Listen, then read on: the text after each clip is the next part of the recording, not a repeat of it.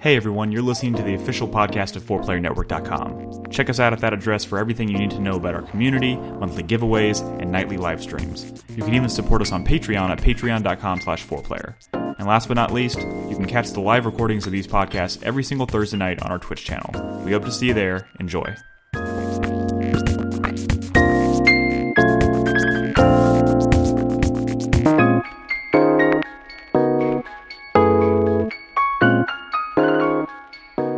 Can I help you, Krispy? Welcome to 4Player Podcast, episode 519. My name is Nick Henderson. I am joined to my right this evening by Christopher Guthridge. Hello. Nolan Hedstrom. How's it going, everybody? And Carlos. Yo, what's up? Hello, Carlos. How are you doing? Doing pretty good. Here to talk about Destiny 2. Thank you for joining us this evening. By the way, if you haven't heard, Brad is on temporary hiatus. His child was born, so he is off being Brad Dad, learning to be a dad, and all that good stuff. So he is very active on Twitter and in Discord, though, so be sure to drop in there and show him some love, talk to him about video games. I'm sure he'd love to talk about video games because, you know, he can't with us for a while. But he will be back. Dude, we're all wearing black. Yeah, what's up with that? Well, this is dark blue. Well, under it, it's black. Well, yeah. Yeah, why are we all so dark today? Yeah. Yeah, we're very... Sorry. And the one saving grace would have been Carlos in his bright green pants. He wore his bright green green pants to brighten everything up. to a podcast using a green screen. So for all intents and purposes, we're all donning black today. We could call this the Goth cast. This is great. Nice. Anyways, we have some stuff to talk about. It's Destiny 2 week. We actually haven't done a podcast in about 2 weeks because last week we did Dungeons and Dragons. That was fun. Mm-hmm. Krispy, how did you feel about our first Dungeons and Dragons game in a while? That was very, very good. All right. Well, you guys almost died several times, but you didn't. Chris Davis was dangling over a giant 200-foot drop into a raging river on a little frayed rope. Remember, exciting. We were telling him to let go because we thought maybe he would fall into the river and but no, it turns out you would just die. Let go. I think it'll be fine. I'm glad he didn't let go. I'm not. So we'll. That's dark. But we'll probably get back and do another D&D session here sooner rather than later. But for now, we have lots of games to talk about. We're going to talk about Destiny 2. We're going to talk more about Mario and Rabbids. Nintendo had a big Nintendo Direct yesterday. And surprisingly, out of that came a demo for a game I think we're pretty excited for. Octopath Traveler. We'll talk a little bit about that. Before I do that, I want to go ahead and read a few bits of feedback from our last episode. Again, this is from 2 weeks ago. If there's anything that you guys want to say after tonight's episode, leave us a comment on the site at 4playernetwork.com. We will read it at the beginning of the next episode. We'll respond to it, and we'll enter you in the drawing for a free game giveaway for this month. But our first bit of feedback comes from Gonzo Lude. We actually had a really big conversation on the last episode about bad cover art. Do you remember that? Do you remember that, Krispy? Yeah. Yeah, I remember your guys' wrong opinions about the Batman games cover art. Technically, it was just my wrong opinion. Yeah, Nobody else. Nobody else seemed to back me up on that, but I stand by it staunchly. I'm sorry. Anyways, Gonzo Lude says it's funny you mentioned Nier Automata's crap cover art because if you bought the black box limited edition of the game, it had a steelbook case with the good cover on the front instead of the back. I would also add that the Catherine cover art on the 360 is terrible, while the one on the PS3 is amazing, because we all know Catherine with a C is the best Catherine. I agree with that. Which one, the Catherine statement? Yeah. Does nobody like Catherine with a K? She's alright. Which one's Catherine with a K? The not a good one. the one with the glasses. She's not blonde. She's the blonde. The PS3 cover was the blonde Catherine with a C. The real world Catherine. Not the Dream World Catherine? Yeah, the Dream World Catherine's on the PS3 cover. The Real World Catherine is on the... that's not even really the dynamic there, is it? I can't remember. It's been so long since I played Catherine. The good Catherine. I guess we're just going to go ahead and call it the good Catherine. Yeah. I did buy the PS3... I admittedly did buy the PS3 version. I'm so confused as to which is the good one. The blonde... Everyone says the blonde one with... She's on the cover with big boobs and blonde hair. She's quote-unquote the good one. His real life Catherine girlfriend with a K is on the cover of the Xbox 360. She's a little more conservative, I suppose, is maybe the word to describe it. I don't know. Pass. But Nolan gives it a hard pass. See what I did there? Hard pass. But yeah, that fucking guys, that Nier Automata cover art, like the non-flipped cover, is awful. Yeah. I don't even. What about that Doom 2016 cover art? Oh God! Thank God they did the flip cover thing, because the flip cover on Doom is fucking incredible. Yeah. Oh my God, Sure. that was awful. Whereas the standard sucks. Yes. Standard one sucks. Correct. It's yeah. almost Batman Arkham City. Shut the fuck up. Wait, Arkham City maybe. That's maybe. the black. That's That the, was the one you were like right? staunchly defending. No, Arkham Origins is the one I think is. That one's even worse. We're not getting back into this. It's so bad. What's next in the feedback? Tobly says, Final Fantasy 13-2 was a small glimmer of hope in the steaming pile that was Final Fantasy 13 Trilogy. I think that's... Lightning Returns is that glimmer of hope, in my opinion. Anyways, I managed to finish the first 2 games, but I can't stand time limits, which killed Lightning Returns for me. So I guess that explains his distaste for the third one. There is definitely a time limit in that game. Why did we talk about the 13 trilogy last time? We're talking about characters or worlds or something. It was one of the questions. Yeah, you're right. But yeah, I wish. Oh man, I get it's hard to recommend Lightning Returns because of that time limit. But if you're into that kind of thing, that game is great. Drew has a note for Krispy. Drew327. He says, "No, Krispy, not Operation Genesis. Dino Park Tycoon was an actual game." Oh, really? Yeah, and he even links the Wikipedia post here. So yeah, apparently Dino Park Tycoon is a game. I didn't realize, but yeah, it is. Get on it, Nick. But is that like an unofficial Jurassic Park? No, it's probably like a tycoon game. Yeah, That's what we were talking about 2 weeks Yeah. ago was Tycoon games. well, we were talking specifically about that Cretaceous Jurassic Park. You know, Operation Genesis on PC. You should give that a go. It is? Yeah. Is it good? I just know it's rare. And, Dude, It was pretty you'll probably- decent. You'll probably have fun with it. but like, why would I do that with like? I mean, it's as far as like Jurassic Park video games go. it's probably one of the. I mean, it's probably the only best one. one. It's probably. I mean, there are. No, there was a couple. I remember. I had always this, remember- like- I had this like side-scrolling platforming. Like, Yeah, on the Genesis. Little kid. No. This was like a PC game. That was like you played this dude who wore this like armor.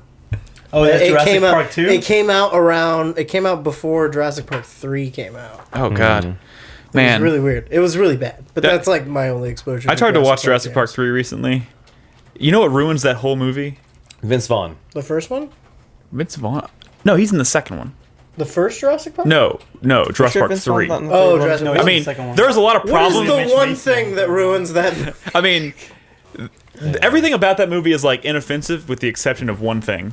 And The fucking dream sequence on the plane where Dr. Grant wakes up and the raptor is sitting in the seat next to him ruins any attempt to take that movie seriously is completely shattered. Dude, what about with the that fact scene. that like not a goddamn scene in that movie looks like it's shot outdoors? That is Everything true. looks like it's on a green screen. Or in a studio. Yeah. You're not wrong. And you know, it's probably the way that movie was shot. The TikTok man says, regarding terrible game cover art, I used to love the original Deus Ex cover, but looking at it as an adult makes me more than a little embarrassed. The beam of light shining down on J.C. Denton and the cheesy title font are probably the prime offenders. I vaguely remember the Deus Ex cover art. I don't. Oh, It's it's like a something- medium shot of him standing there. It's like not medium. A It's pillar like of light. here, and it's metallic. Mm-hmm. And I think it's one of those boxes that used to be like trapezoid shaped, Yeah. not square. That one. Yeah. No, it was a square box. My bad. Oh, Yeah. that, yeah. That's pretty I bad. was looking up. To be honest, though, even if you start talking about Deus Ex like post-Human Revolution, like That looks those like, cover arts aren't great either. I mean, That looks like something that would have looked cool at the time, though. yeah, which I think is exactly the way people are going to feel about the Human Revolution series, looking back on that cover art as well. And the last bit of feedback comes from Haste. Says, why are all the signs and agents of mayhem in Korean? Figuratively, the only thing I was paying attention to when watching the video of the podcast. I don't know. It's probably a nod to a futuristic, more globalized society. Globalization. Yeah. There's some commentary there. I don't know. Well, I think it also has, I don't know, it might have something to do with, like, Agents of Mayhem spawns out of one of the endings of Saints Row 4 or something like that. And the world was destroyed in Saints Row 4. Mm-hmm. So By Korea? I don't By know. aliens. Maybe Korea rebuilt the world. Maybe. I don't know. The world may never know. Anyways, that is all the feedback we have this week. Thank you guys for your comments. If you have anything you want to say, like I said, just leave us a comment for the post. It just takes place for the in Korea, post. That's all it is. Wait, it does? Yeah, I forgot. It actually does. Well, then that makes In sense. Well, Seoul. Yeah. Then that totally 100% makes sense. I completely forgot that. I like how we went for the non-logical reasoning and tried to explain it away. But yeah, anyways, if there's anything you want to say about our conversations on tonight's episode, just leave us a comment over at 4playernetwork.com on the post for this podcast, and we'll get to it next week. Now, we got some games to talk about. You don't want me to? You don't want to open with Destiny 2? I don't care. Yeah, fuck it. Destiny 2 is the big release. Carlos, Krispy, been playing some Destiny 2 together. Been rolling deep, been rolling hard. Dude, I can say that Definitively. spending some time doing strikes with Krispy, I am now closer to him than anyone else in this room is. I've seen some shit with him Like by on a my personal side. level. We've been in the shit together. We were like, oh, this strike says I was required there. level. I mean, we were there together fighting the modular mind on The Nessus. modular mind. And, Required and all level- that other stuff that I can't remember the names of at the Required moment. level 260. We were Yeah. like, we're 255. We there. got this. We were Nope. there. All right, tell us about Destiny 2. I just want to say, Krispy, I do want to play Destiny 2. Okay. In fact, I was really hoping that to really enjoy Destiny 1, and for whatever reason, it never stuck with me. I think a Well- lot of people felt that way, but First of all, Nick, here's the good news. Oh. Because I know Oh. you're not much of a multiplayer kind of guy. no, you're know, right. You're right. You don't really dig into these like long multiplayer focused experiences. No, but which is fine. it seemed like a cool hybrid, though. Right, which is fine. The first game was not a cool hybrid because if you played that game alone, it was boring and there wasn't really anything for you to do. There was no focus. Nothing in the game, at launch at least, had any sort of matchmaking. Yeah. Now there's at least one or two things where you can kind of form into ad hoc groups. Yeah. But the nice thing about Destiny 2 is that if you were to go into this alone, there would be more for you. Yeah. You would probably play this game for somewhere between 5 to 10 hours. Enjoy it, and then move on. Keeping in mind, Krispy, you are talking to someone who played the original Borderlands from start to finish by myself. I did Yeah. that too. Like 30 hours Yeah. of But, Borderlands, which you know, a lot of people felt the same Borderlands- way about Borderlands as they do about the original It Destiny. does. Borderlands, though, Borderlands takes more of a guided like questline approach. Yes. though. Like you will play through 20 hours of content in Borderlands and have it basically just be the campaign. You know? Yeah. In this, the campaign, the single player campaign is like your Destiny experience is kind of split into two parts. There's like the campaign, the early game stuff. Yeah. And then there's post campaign, Which is raids. post level 20. It's everything. Okay. The game starts you on the path of like doing the campaign. They start introducing some of the more open world elements like the patrols and the adventures. You can start doing Crucible, which is PvP. Yeah. While you're doing the campaign, but you have to get through the campaign to really unlock.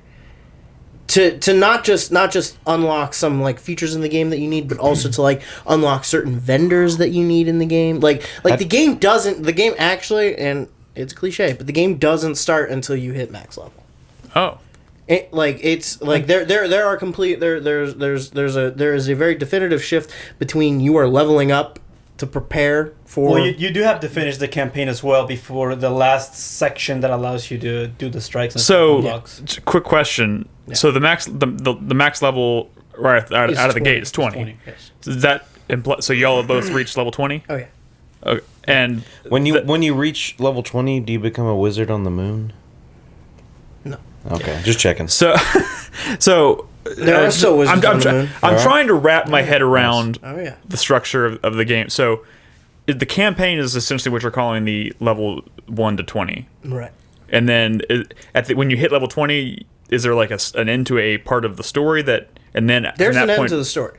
at level 20? There's an end to the story of Destiny 2 is about Dominus Gall of the Red Legion coming to Earth taking over the last city, displacing all the Guardians, and stealing the Traveler's Light. So none of the Guardians have their superpowers. Oh. So the big thing that distinguishes Guardians for regular people is they have superpowers and they're immortal, because if they die, their ghosts can just resurrect them. Yeah. But this bad guy from outer space comes, he takes that power away, and the whole game is you trying to rally all the other all the other Guardians to lead an offensive to take the city back, kill Gaul, and get the light back. Yeah. Basically, at the end of the game, you do that. Okay. Once you've done that, that's when the long term end game loop of Destiny starts. Gotcha. Yeah. So and that's where like the meat of like the people who are That going to is Destiny where- for like the more multiplayer based experience, the more like long term experience. That's comes into play. where like that is at the point where like the whole campaign is like, it is like Luke Skywalker learning to use the Force. Yeah. It's like Luke Skywalker goes to Dagobah, and then after the game is like when Luke Skywalker's a Jedi.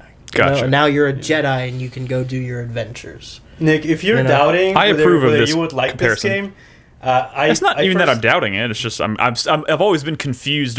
Like I feel like it's been kind of unclear as Well, to. if you're unsure about how you're going to approach it, like maybe you're the kind of guy who just wants to play through the campaign, get it over with, and then never touch the game again, that will be perfectly fine. I first played this game with the intention of doing only that. Yeah. Because I only barely touched the first Destiny. I just kind of felt like I wanted a new game to play. So I went ahead and redboxed it and tried to beat through the campaign. I thought, I'll play this through the weekend. Yeah. Beat the campaign, maybe do a strike, a couple PvP missions and stuff. Yeah. And I really enjoyed the gameplay of it. Like the shooting. And that entire campaign you played by yourself, like offline, or were you playing with other people? No, well, you play with other people because you're always connected. Like, there's going to be people running around in the same world as you. Gotcha. You can ignore them and Yeah. just go ahead and do your missions. There are no missions in the campaign that require you to team up with other people. Gotcha. But there are events in the world that are going to be impossible for you to take on your own.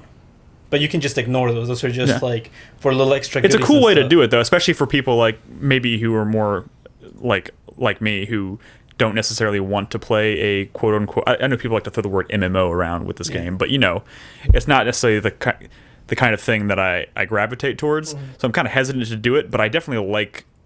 There's a lot that I liked about Destiny, so I'm really glad to see that they've kind of smoothed out those issues. Is great. Like, this is an above average first person shooter. How would you say it fares compares to like other Bungie games As though? far- Okay, let me tell you this though. I have never played a Halo game for more than like 10 minutes. Yeah. I have never played a Is Halo that game. true? It's true. But what I've heard people say what I've heard people say when they talk about Halo and why they like it are the same things that I've liked about Destiny. Yeah. Like the way the guns feel, the way the enemies behave. Like, there's all these different kinds of enemies and they all do different things and they're all very visually distinct. Yeah. Like, some enemies will come at you using jetpacks and you can recognize them at a distance. Like, oh, these are the guys with jetpacks. Yeah. Some guys have little orbs that spin around them and power them up with a shield. Some dudes rush at you with like axes and fight you in melee. Yeah. And it's different from say like Call of Duty, where everyone's just like a soldier with a different a kind of weapon dude. shooting. Yeah, at you. like the enemies are defined by the guns they happen to be carrying. Every encounter is a little different just based on like who you're fighting. Like the shooting gameplay is almost puzzly in certain aspects. And a lot of that has to do with your mobility too. You're very mobile as far as like jetpacks and everything. Firefights, like encounters, last longer than they would in a lot of other games because you can take a lot of damage, they can take a lot of damage. It just has a really different flow, and Bungie games have always been about that because they've always been about building shooters for the console environment. Yeah. Right? And when you're playing shooters on console, the sort of fast twitch, like really quick kind of shooter gameplay that's really popular on PC doesn't really translate that well. So they have to find some way to adjust the shooter gameplay, like the flow of gameplay, to make it more conducive to using a controller. That's why Halo's always had, really, really high like shield bars, recharging health. Yeah. That's why everything's so spongy, is because that is a direct response to how you're playing the game by using controller instead of mouse and keyboard. Yeah, so that philosophy, that basic core. they're balancing out the dip in maybe accuracy or Right. that you're, And they add things like aim assist and stuff to help balance that out. But the philosophy behind how they've always designed their shooters has kind of been the same since Combat Evolved. Yeah. And maybe even into Marathon. I don't know. I've never actually played Marathon, but that was a PC game. Yeah. But this is that kind of taken wholesale from Destiny 1. Yeah. Which itself was largely adapted from what they had done with Halo. So that doesn't feel very different, but it doesn't have to, because that was already like the best part about all these games. Sure, and honestly, like, you know, I've talked a lot about my feelings about Halo, but like I was really slow to get into Halo. But when there was some, I don't even remember when it was, but there was some point in one of the Halo games where combat I was like, suddenly it made sense. I was like, oh, I really understand now why people love combat in Halo. Yeah. And a lot of it had to do with just how fast-paced it was, how much movement, how much freedom of movement you have, you know, whether it's jetpacking around or and just the different ways that like the enemy behaves. Yeah. Like it's really engaging, and that is what is at the core of Destiny. Yeah. Okay? So everything around that is focused on getting you into firefights. Yeah. Getting you into combat, getting you into fighting different enemies. That's why there's like 4 or 5 different distinct enemy factions, is because you're going to tackle each one of them a little differently. You know what I think maybe it was for me? I think I was actually playing Firefight in, was that ODST? No, that's Reach. Was that Reach? Yeah. Where they introduced the firefight mode, which was like no, that started in ODST. Yeah. It was in Reach. I think when I started playing that, I actually got kind of into that for a while, and that's where I was like, I finally started to understand why people love Bungie combat. That's why like horde modes in Halo to me were much better than they were in like Gears of War or something. Yeah, it's just because that shooting is so fun. Like the way their guns handle and the way characters handle, like I really like. But it's really different from a lot of other really popular shooters out there. Yeah. Destiny 2 kind of represents wholesale a series of quality of life improvements over the first game. It doesn't revolutionize what Destiny was, you know? Yeah. It is still largely the same concept as what the original Destiny was, but they fleshed it out. Hey, can you pull your mic just a little bit closer? There you go. That's better. They've fleshed it out more. They've added more content to it. There's more chance for you to get sidetracked, basically. Yeah. Which is kind of nice, you know? Before, after a while, like you would never go do patrols or anything again because there was no point, because you weren't getting like high-end rewards for that, right? Now they've got these new systems where doing anything on a certain world earns you tokens. You take those tokens back to the NPC who's like your contact on that world, and you turn them in, and every once in a while you'll get like legendary level up. So everything that you're doing, everything that you could want to do in some way channels back into progression. Yeah. You know?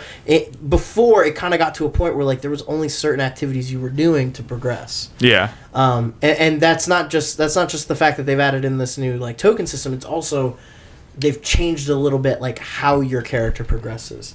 They've made it a little easier to level up because there are more things that affect your gear score now, which is kind of, so after you hit level 20, the number that you're like focused on is your quote unquote gear score.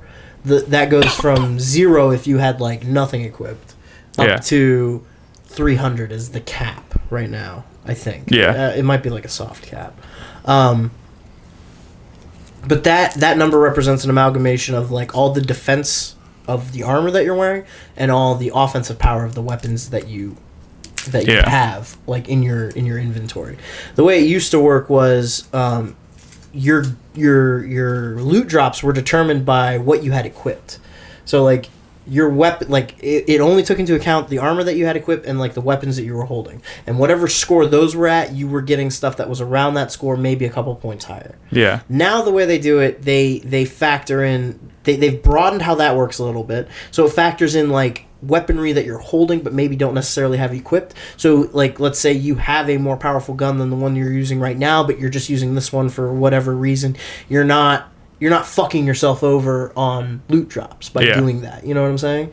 It's offering a little more flexibility. They've also added a new thing called mods. So your weapons get mods, your armor get mods, and like every other item in the game, there are also legendary versions of those mods. Yeah. So you can get these really high powerful mods that add they basically add 5 or 6 or something to the base score of that piece of gear, which is a huge deal because in this game, when you're like getting new pieces of gear, you're usually only going up by like 2, 3, maybe 4 points, 5 if you're really lucky. Yeah, you know, it is an incremental advancement, but they made those really forgiving too because, okay, I'm getting a little twisted here. You guys probably have no idea what I'm talking about. I have absolutely no idea what you're talking about. Yeah, so I'm not even gonna lie. I don't either, and I've been playing this game a lot. yeah. I mean, basically, like what I'm trying to say is that it's easier to make yourself more powerful. There's more for you to. There's more things that you can get and more that you can do, and they've tweaked the way that the way that these power systems work in such a way that leveling up doesn't ever feel like a grind.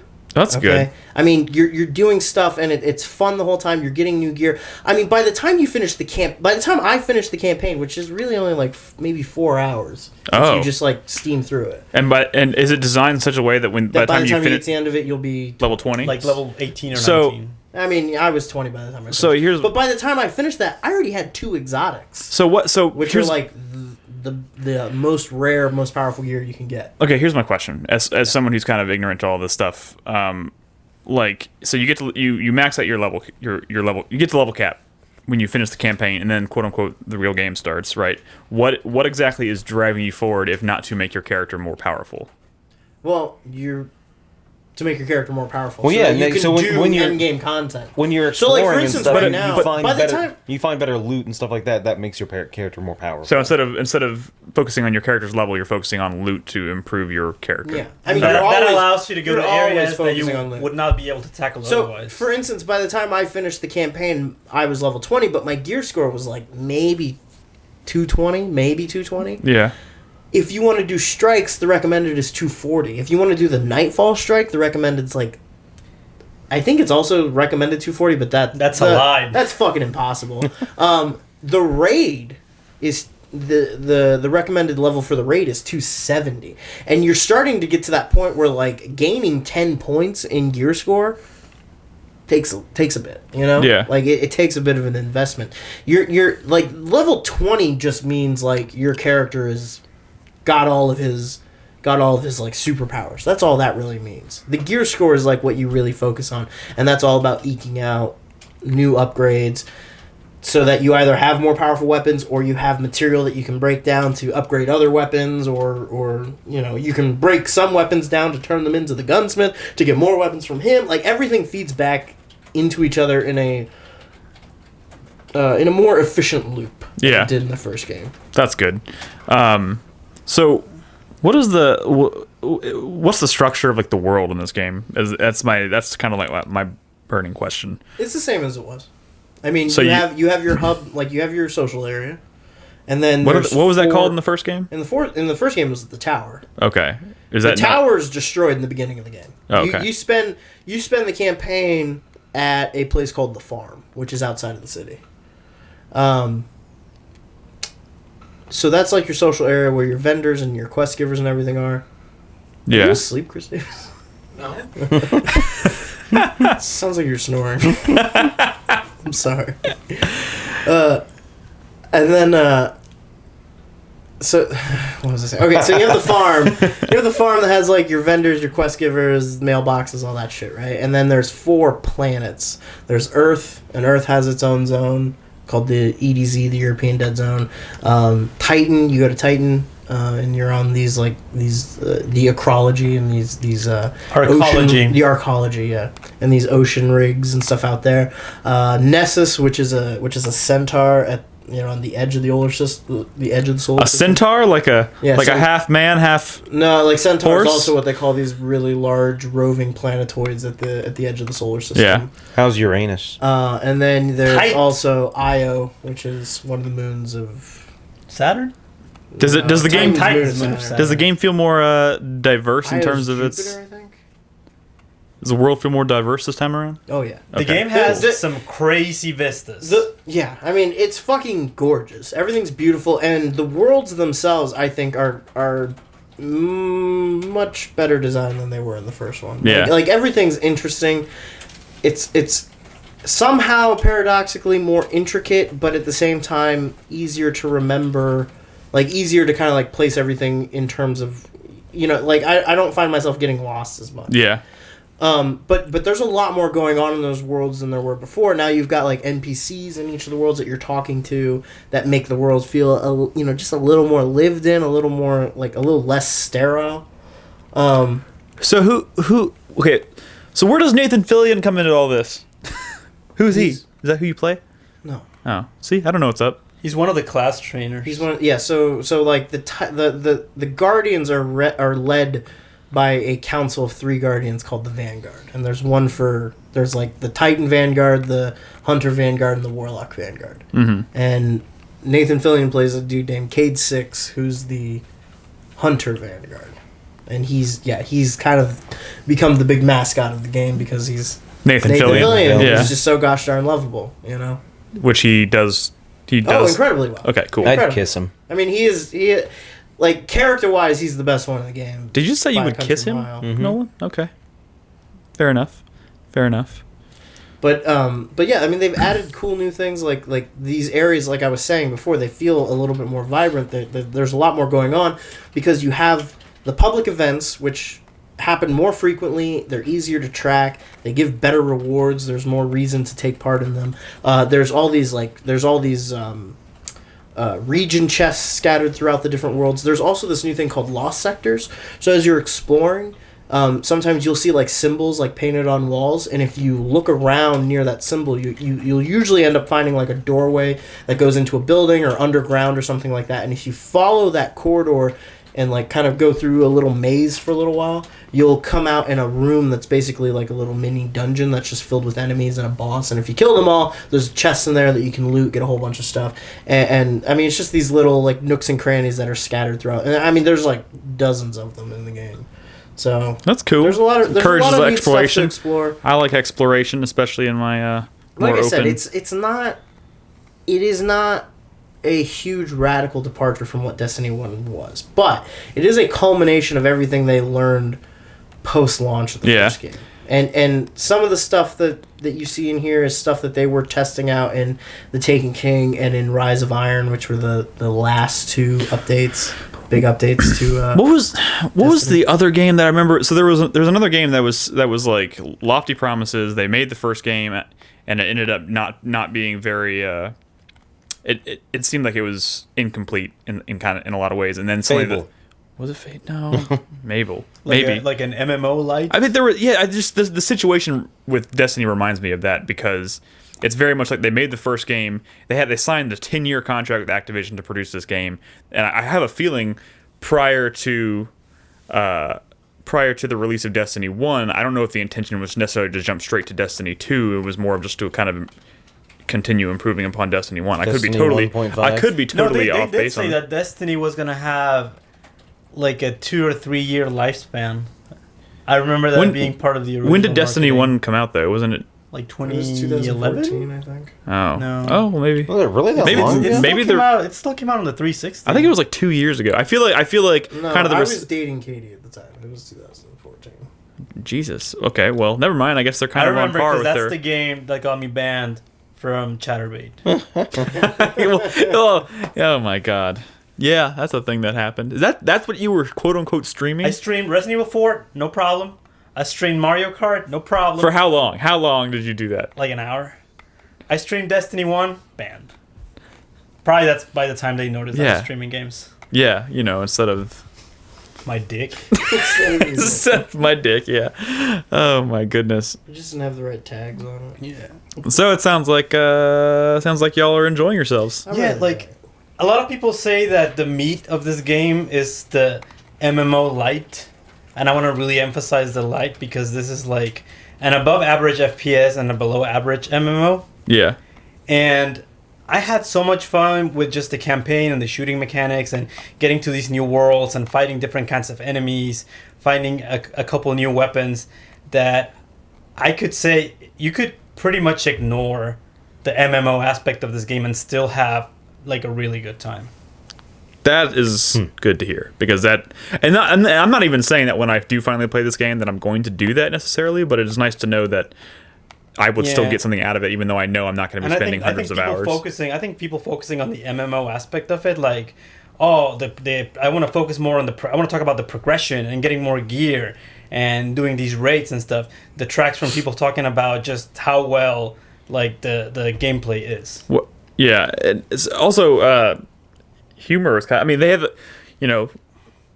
seemed like they were like, especially with the marketing for this game, they were like trying to lean into like kind of the more humorous aspects of. Oh my the god, this game is not nearly has too many jokes, dude. Too many? I mean, I don't know. I don't know, too man. many. It's not nearly as self-serious as it was in the first game. But beyond that, like, Are you saying it I doesn't, like the humor doesn't land? Is that? no, I mean, I thought it was fine. It's just too much. Carlos just isn't like having fun. Is all. I thought it was fine. All right. Well, I was just curious because it seemed like they were definitely the tone there are had changed a definitely little some bit, characters that you're like, you guys are really going for like a comedic character of this, you know? which is funny because in the first game, the first game, feels like. I mean, they don't ever do that with Ikora or Zavala, really. and this Failsafe is definitely one that's supposed to be a comedic character. I don't know what any of these people are. Yeah, I know, because you didn't watch any of the cutscenes. Are these Transformers? who doesn't watch cutscenes? I skipped all the. God Cage damn is it, supposed to be Carlos. one. Even They're pretty good. Like the what guy I from, watched of them, they were really well made. They seemed exciting. I mean, But I just didn't care for that them. is one of the most exciting things about this game to me is that like they're actually finally stitching together all these kind of errant pieces of like world lore into a story. You know? Like there's always been a lot of like really neat writing and really neat concepts floating around in like the grimoire cards and item descriptions and shit like that. But like they're actually starting to like fold that back in. They're starting to kind of even as far back as the last update for Destiny 1, like they're trying to homogenize like a timeline for the Guardians and for the Last City and the War with the Darkness and all They're that finally stuff. trying to build they're building a history, Yeah. they're building a world and now that the game feels better and that the game world feels richer, those errant bits of like lore that you get, like every time you unlock an exotic, there's a piece of lore that you can read with it. Like that all feels like it makes more sense. It feels like it fits in, you know? Yeah. And that stuff's great. Like, I mean, if you really dig into like Destiny lore, it is fucking out there. Like it is weird. It is arch. It is as much fantasy as it is sci-fi. Like it is fucking really, really weird and really cool in ways that I really, really, really, really like. Mm-hmm. And this game is kind of bringing that all together, and it feels this feels like it has more story than like a Halo game does. Oh, which isn't that difficult. Halo games are usually really light on that. But I mean, I feel like some of the original Halo games are, but ever since honestly, Bungie stopped making them, they've leaned more heavily into it, which is I appreciate. Is why I like everything. I like all the stuff post Halo 3, or Halo Reach. Actually, I liked Halo Reach a lot. Anyways, that's beyond the point. Nick likes Halo. I do like Halo, but I'm glad to see that Destiny's kind of found its footing, and oh man, I hope I can give this a try before the end of the year. God, there's so much stuff. Just play through the campaign, do a strike, and do like a PvP match, and that's all you really need to do. Fuck you. Yeah. Give me $1. It's probably What? We'll see. Oh yeah, because you can Redbox it. Yeah. If I can find it in Redbox, we'll see. Is there anything else you want to say about Destiny? No? Carlos? I think the three classes blend too much into each other, and they're not distinct enough. It's mostly flavor for me. Yeah. Like, basically, you go with that is absolutely true in the first game. I think they've done a better job of distinguishing them in this one, though. I think when you pick your class, you should pretty because much when just we were go. running 3 warlocks, it was stupid. You should just go with the class that has the coolest looking armor. It's good to know. I don't think that's. Yeah, I mean that's a great way to. That pick is a who you wanna viable play. strategy, but then again, that's a strategy you can use in almost anything. That's a great way to pick who you want to play, but I don't think that necessarily. Dude, that's how I made it through Dark Souls. There's no difference between them. Just pick the armor that makes me look the best. That's not entirely true. I'm I've been amazed. down that road too, and that leads to heartache. Yes. I am amazed at how much I got into this game. It managed to pull me off of my current fixation, which was Diablo 3. Yeah. So now I'm like hooked on this game. It's good. Cool. But it was a pretty easy transplant because these have they're kind very of similar, loops. but Destiny is a more complex game. There's more stuff for you to do in it. Yeah. Diablo, you're just kind of like Diablo's really it's based turned around right building a off. character, like creating a build. Destiny, it's about how good, not only how good you can build a character, but also how good you can shoot. Yeah. There's skill to it that Yeah. keeps it engaging. I do like shooting stuff. Well, that's cool. I hope I can get to it at some point. Let's talk about. I want to switch gears just a little bit because Nintendo Direct happened yesterday, and unbeknownst to us, they decided to. So if y'all remember back in, was that January when they did that first big Nintendo Direct, and they so, kind yeah. of teased a bunch of stuff coming for the Switch, and they didn't really. They showed like literally like 2 or 3 seconds of what looked like a really cool retro-looking RPG called Octopath Traveler. Yesterday, they gave us more details about it. They said that it should be coming in 2018. They also announced that it's Project Octopath Traveler, and Octopath Traveler may not necessarily be its final name. But the big surprise is they dropped Wasn't it introduces Project Octopath Traveler? Was it Project? I feel like I thought Project was I added. seem to remember that. Oh, maybe not. It doesn't matter. I mean, I'm kind of bummed because I think that's kind of a cool name. It's a memorable name. But the big surprise yesterday is they dropped a demo on the Switch, which Nolan and myself have downloaded and played. We didn't really coordinate on this though, so we both ended up playing. So there's 2 characters. I thought about texting you. Yeah, I did about which too. character you were gonna play, but then I just didn't. didn't. Yeah. Yeah, I'm glad we were on the same page, but like that was kind of the problem. Yep. So there's 2 characters you can play as in the demo, and we both picked the same one. 2 out of so. 8. And yeah, There's so going to be 8 characters. there in are the main 8 game, playable yeah. characters, hence Octopath Traveler. Each character has their own like unique story and motivations, and they're going through different parts of the world and stuff. And I'm assuming at some point their stories converge. I'm guessing. So did you stop after the boss in the demo? After you beat the kinda, yeah. I went a little bit further. I was just gonna say It's weird. It says thank you for playing our demo, and then it lets you keep going. Yeah, that's the weird thing.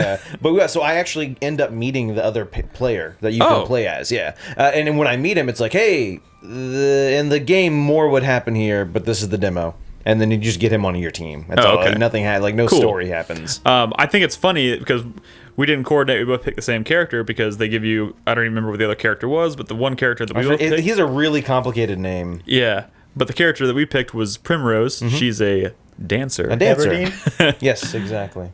What? Oh, I Yes, see. Hunger Games. Nice reference there. So yeah, we both picked the dancer, Primrose. So, to start off, when I first started playing this demo, a couple of things stood out to me.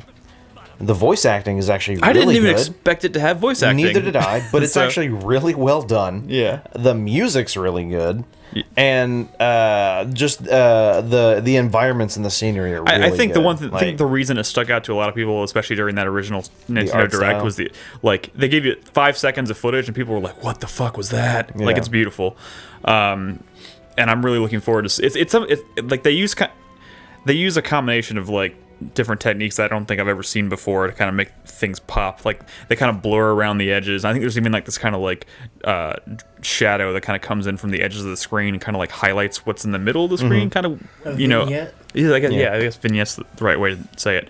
But like on top of that, it has some really cool pixel art. Like the environments are very pixelated, and then The dynamic lighting going on in that battle that you were doing a minute ago was Yeah. fucking incredible. Well, yeah, and you're about to see more of that. And yeah, when you use your special abilities in battle, things get pretty intense. Yeah. And that was one of the cool things, Nick, that I got to see when I got to that second character, is he has a whole new skill set. Yeah. Where Primrose focuses on like daggers and then magic spells. But this is also one thing they talked about. They kind of briefly explained in the demo. I didn't really get a full taste for it because I didn't play the other character yet.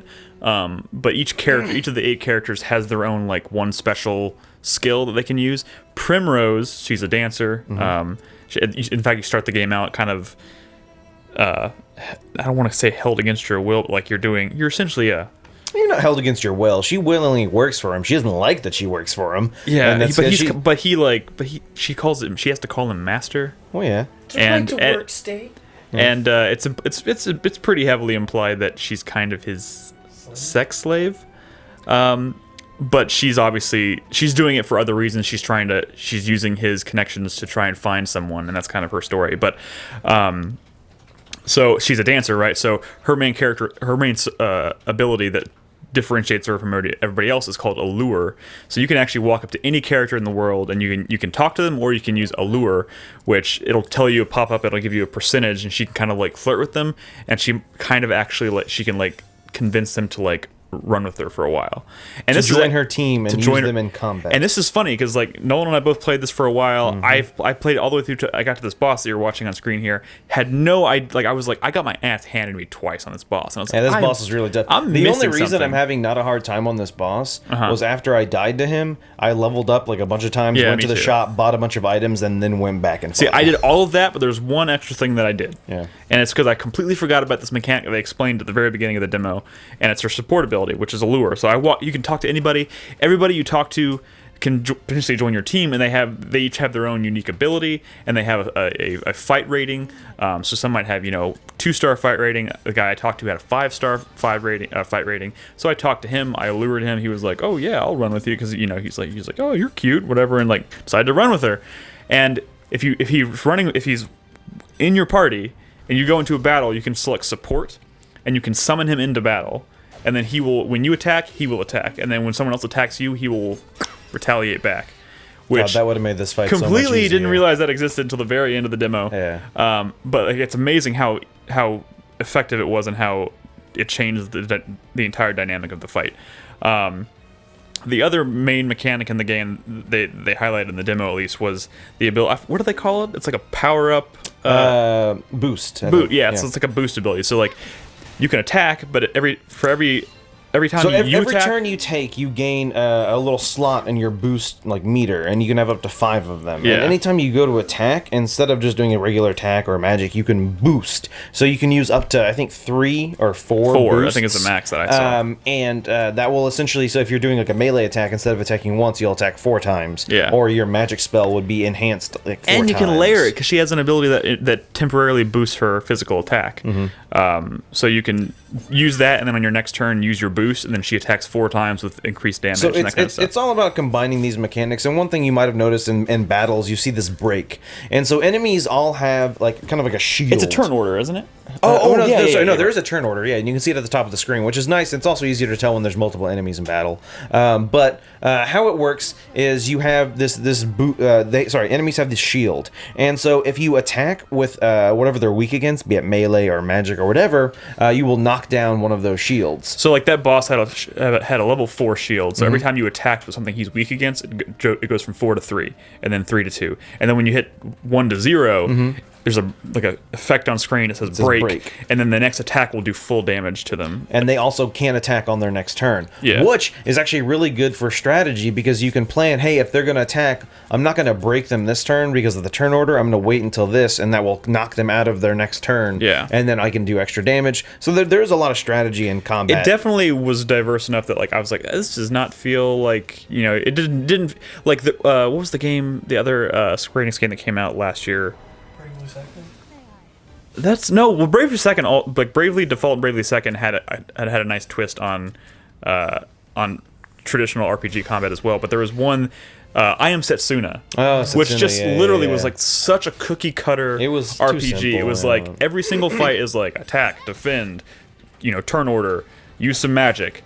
There wasn't really much of a twist on that combat. It was just like a really nice throwback to really traditional, really classic RPGs. And I kind of thought, I was afraid that this game might be that, but the combat definitely feels unique enough to not be that. And on top of that, you layer in the different character. I'm excited to now see how her story plays out, because I'm genuinely curious in her motivations. In the demo opens, she witnesses her father is murdered by three men that are hooded men that have tattoos of crows on them. So she's hunting these 3 men with the crow tattoos. So everything she does is trying to track these men down. And I'm assuming every character has a different motivation, but they're all going to kind of coalesce at some point, which seems cool. Do you have to So there's all these different heroes you can play as. Is it you have to start as one, and then while you're playing you'll unlock other heroes? I'm not sure. And then go back and do it. So here's the weird thing about that, Krispy. I just finished the demo, and you saw the thank you for playing screen. It lets me keep playing, and I actually run into one of the heroes, the other one you could play as in the demo. But my question is So, but like, if you start the game with that as that other character, you get an entirely different start to the game. Correct. You see an entirely different motivation. You meet entirely different people. The combat, I would assume, works a little bit differently because of his abilities. So yeah, that's what I wanted to say, and you'll see it depending on how long we talk about the game. This is me running around trying to figure out how a lure works. Yeah. I thought you had to take him somewhere to like fuck him. That's what I thought you had to do. You're exploring. You're like literally, we gotta find a quiet place. We gotta find a quiet What made you place. think that? Because I walk I up have and to I take say him to allure, dinner, and he's and like, "Ooh." But yeah, no, I literally did not understand that you had to take him into battle and use support. Yeah. I played this game for about an hour. Never really. No, for the rest of this footage, I'm walking around with this dude. Never once used him in combat. I literally figured it out in the last 10 minutes of my demo. But yeah, so like I was saying, I run into this other guy, and I can't remember his name because it was kind of a weird name, like Primrose isn't. So I meet him in the town, and then he joins me in battle. And so he focuses on long swords and spears, both at the same time. And so he has a bunch of different attacks, like he's like sweeping attacks and like attacks that can focus on a single enemy, like to like kind of like do like a status effect on him, I think. But yeah, Isn't his ability? I think is dual. Yes, correct. While Primrose has a lure, he has the ability of duel, so he can walk up to anybody and essentially like challenge them to a battle. Which I think you can actually, like, if someone's like blocking a door or a pathway, you can be like, "I challenge you to a duel," and if you win the duel, then like you can get past them. That kind of stuff. And that kind of brings up the curiosity of what are the other characters' abilities? If there are 8 or 6 other characters, what can they do? Yeah, that's genuinely exciting. I'm just like one thing I'm a little concerned about is like the disjointed nature of like I want to start as Primrose, but like, am I going to be missing, like, if it's just like you pick one character, that's your main character, and then you kind of meet up with everyone else later and then learn their motivations by talking to them, or is it going to be built in such a way that you somehow play all of their separate stories before they all come together? Like, so I don't want to miss that content because this seems really well done. I honestly don't think they're going to do that to where you're going to miss a bunch of content. Yeah, I think it will probably be handled in a specific way. Like I said, when I meet up with him in this footage, it essentially gives a pop-up saying, "Hey, you're not seeing some stuff that should be happening because you're playing the demo. Okay. When you're playing the main game, stuff will happen." I'm wondering if it's going to let you pick one character, and then once you reach a certain point in her story or his story, maybe it like fades to black, and then it cuts over to a different character, and then you...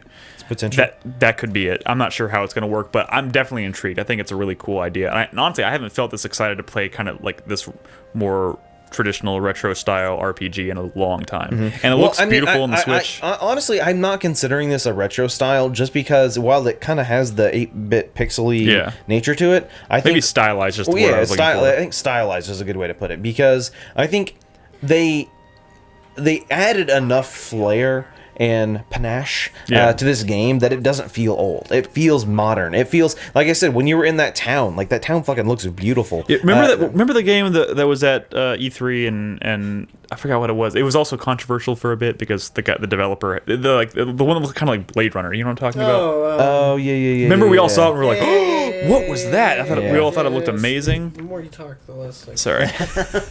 I know what you're talking about, Nick, but this kind of reminds me of that because like it's very but like Chris was saying, like stunning. These lighting effects in combat, the way it zooms in when you do attacks, dude. When you fucking land a killing blow and just like the slow mo, and the enemy like material or like dematerializes. They don't even just like it looks like they get blown away, like it's like an explosion and they disintegrate, but they're like the pieces of them disintegrating like fly off the screen. Like it's a really satisfying like. It packs a punch. Which this overworld cool. map I really like. I wish I would have focused more on that. Yeah. I like how you interact with stores. Like you literally walk up to the store and you can buy stuff and you can equip it right there or whatever. Is this the Bravely Default team that's doing this? I don't think so, but I'm not positive. I don't think it is. Though. There's. I think we've kind of said all there is to say about it right now. I think it's definitely something. It's a free demo on the Switch. Maybe someone in chat remembers what we're talking about. But if you have a Switch, I highly recommend trying it out. The one thing I will say is that Nintendo said they're going to be doing a poll to like get people's feedback before they. And last night. Yes, there we go. Last night. I'm going to participate in that poll, if only for the sole purpose of me being able to. Oh, apparently, it is the the Bravely Default team. Cool. That's cool. I liked Bravely Default for a lot of the same reasons. But I'm going to participate in that poll if only so I can suggest to them, give you the fucking ability to skip cutscenes and fast forward through text. through Yeah, that's conversations. I died twice in that boss, and you have to sit Dude, through like a that is a very long, painfully long conversation before fighting him. great, yeah. great cutscene, great dialogue, Oh great no! So interaction. that's something I wanted to say, and I don't know why Chris Davis stopped the footage. We're still talking about the game, but the story, even the small bit of story I saw from Primrose was really well done. You know, you have that cutscene, or when it starts, it's when she's young in her past, and then she's in modern times, and you meet these characters, and the way even like I don't want to say kind of Last of Us-esque, but you meet one character and it's very brief. You don't get to know her, but then something bad happens to her and you feel bad. You're like, oh shit, like I didn't realize that was going to happen. And Right I think the story is pretty good. It's like I forget what that master. I forget what he's called. His actual name. He has a weird name. Starts with a K. Yeah, something like that. Kinglith or Kingle. I don't know. But he Weird has ass name. he. Like, cause like I said, there is voice acting, and it gets kind of fucking creepy when he starts talking about, oh, my Primrose, I'm going to make you purr. And then, like, oh. He calls her kitten. Yeah, he calls her kitten and stuff. And then fucking towards the end, when she starts talking back at him, he's like, you're a fucking whore. Yeah, he doesn't say fucking. He says whore, though. He does call her a whore. Yeah. And he says something about putting your mouth where it belongs. Yeah. And if you pleasure me, he says, if you pleasure me right, I'll forget about this indiscretion or something like that. And then she's like, the music stops and she goes, you can go pleasure yourself. Yeah, I was like, dude, it's yes! pretty good. Like I was really impressed with that. I'm liking the story. I'm excited to play it. Yeah, check it out. It's pretty cool. It's also a Switch exclusive, which is nice. So and it's supposed to be coming next year. I'm kind of glad it's not this year because this year's already super crowded. Yeah. But I'm very excited to play more. So I think that's kind of all there is to say about it. Probably, I'll probably play the demo again as the other character out of curiosity. Yeah, no, I will too. I definitely will too. Yeah. And for those just joining, that game is Octopath Traveler. The demo is currently on the Switch eShop. But now we're going to take a quick break. We're right about an hour. So we'll take a quick break. We'll come back. I wanted to cover a little bit of... I know Nolan's going to talk about Last Day of June. I want to talk just a little bit more about Mario plus Rabbids because I've been playing a lot of that as well. And then we'll do news and Patreon questions. So if you're watching us live, don't go anywhere. We'll be right back.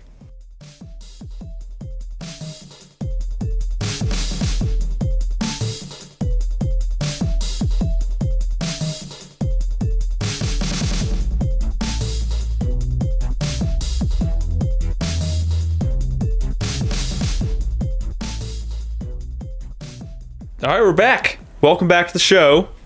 We got some more games to talk about real quick. Nolan, What up? you also played a new game I did. in one sitting, I hear. I did in one sitting. Not Tacoma. Not Tacoma, no. I played June 30th. That's my birthday. What did you play though? That's not what it's called. June 30th. No, today's September 14th. Oh, that joke wasn't said like 1,000 fucking times. I played Last Day of June. Yeah. Which indie developed game. We saw this at E3. Correct. Weird game.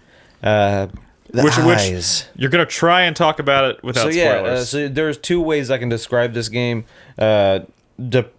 Sad depressing the game and spoilers the game because there's not really too much you can talk about without spoiling it, but I'm gonna briefly say You're going to do your darndest. yeah, the easiest way to describe what the game is about is there are two characters on the screen. On the left you have oh shit, I just What lost is that, his like name. Claymation? Bernard, we'll call him No, Bernard. it starts with I think it's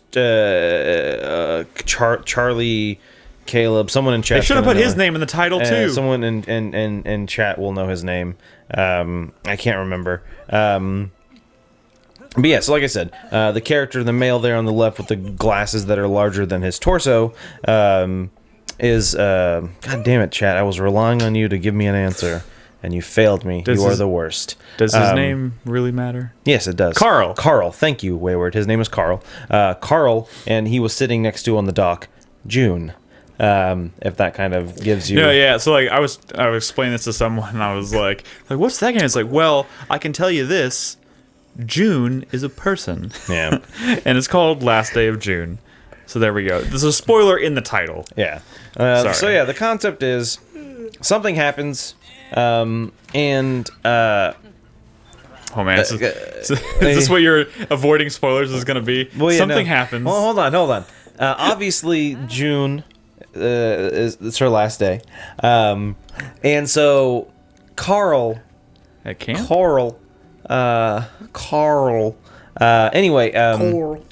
essentially, you wake up, and like Carl's like, "Fuck, June's last day." Okay, dude. Okay, first of all, telling you the setup of the game is I don't think it's a spoiler because that is what the game is like about from the very beginning, right? Like, I guess so. So the chick's name is June. Correct. June dies. Yes. And so anyway, Carl, June is an artist. She has all these paintings around the house that she's done, and Carl finds that when he interacts with the painting, he can go back in time, kind of. Why would you want to do that? And so That's a cool drawing. Yeah, super Carl. He can go back in time and change things. So the crazy thing about this game is that how that mechanic works. How you interact with a photo, and then it shows you a bunch of photos. So it's all the different characters in this little town you live in that you can interact with. Yeah. You have this little boy, you have this lady, you have this hunter dude, and you have this old guy. That's the town? Pretty much. Oh. There's a little like tiny village maybe off off somewhere. And so when you go back and you say you interact with the little boy, you kind of have to go in order. You go back in time and you're like, oh, I can do this or I can do this, and you kind of explore the area. But there are certain things that kind of stop you, like there are certain gates and fences that you can't get through because the latch is on the other side or whatever. And all of the characters have what? Weak arms that they can't reach over. He's a fucking like toddler. He's a weak baby. I mean, Give the toddler a break. It doesn't make sense for the other characters. But anyway, and so but every character kind of has their own like kind of ability. So he has the toddler has this little like soccer ball he carries around, and he can kick it at like these like cans, these pots of flowers, and it will knock them over to open up new areas. And like the hunter can like shoot like at birds. I guess I don't know. But anyway, so the whole concept of is how you interact with the world as a certain character will affect. So you actually play as the other characters? Correct. Oh, okay. Yes. So you'll go back and you'll play as the little boy, and you can do things like, you can play with your ball, or you can get a rope to fly a kite. Yeah. And depending on what you do, that will change like the future. And like clear ways, like is it it's not like some weird butterfly effect thing, right? It kind of is. It's a butterfly effect, and it's also you don't know what's going on. This is how this game works. But after stuff unfolds, you realize what you changed, how it ultimately exactly. Okay. And I think the game does a very good job of you go back and do something, and maybe it didn't fix anything, like it didn't help. But when you go back, instead of having to do the whole day over again, it will kind of like skip a big chunk because it's like, you whatever you're gonna do is gonna lead up to this, and so it'll skip chunks, which is nice because you end up like I said, replaying certain characters in certain like aspects to change how the game goes. And so, like I said, I'm trying not to spoil things because there are a lot of spoilers in this game. As the story unfolds, you start to learn more about their past. So when you wake up as Carl after this event happens, he goes outside his house and he starts seeing kind of like ghostly memories of things that happened in the past, and like him and June. And you start to kind of learn more about their characters and their past and stuff, and that that really starts to like I said, you start to learn more about the characters, and it develops the story out. Yeah. And the crazy thing about this game, there's no words. They all talk in this kind of babble language. Yeah. But you can pretty much 100% understand what's going on, which I think is really impressive. That I constantly know what they're actually trying to say, even though they're not using their words. Yeah. And I really wish I could talk about some of the more spoilier elements of the game because, like I said, I think they were executed in a fashion that they drop hints here and there, and then as you start to actually find out the truth of what's going on, like everything starts to like, oh shit, everything starts to click. Yeah, like I realize now, and like it definitely towards the end of the game, it's sadder than just the fact that it's June's last day.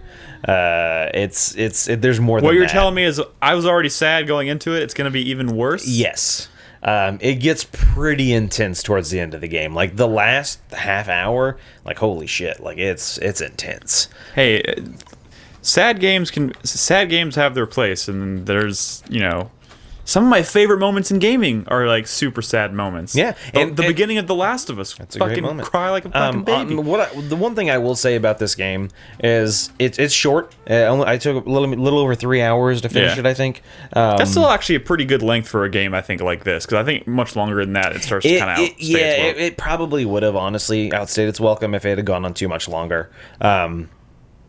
I'm but still a little creeped out that all the characters don't have eyes. that never gets not creepy, unfortunately. What makes it weird, really, not that they don't have eyes, is that they have sockets, like divots. Yeah, they have Yeah, if it divots was in their just face. round like a circle, it would just be like a. So I stylized- understand yeah. why, like they wanted to kind of let you know where the character was looking, but I think there was probably a different way they You could can have do that with handled a that. It mouse, is- maybe. It Yeah. is actually like I think after you see it enough, it's kind of cool. Like I think it's just right. Like I said, I never got quite used to it. Even it reminds me of towards The the end Nightmare game. Before Christmas. No, it actually. does have a Night Before Christmas vibe. Like the characters' body proportions. Yeah, Yeah. they very small I mean, bodies, big heads. I yeah. like how it just kind of subtly keeps you on edge. Yeah. Is this Yeah. like Virginia?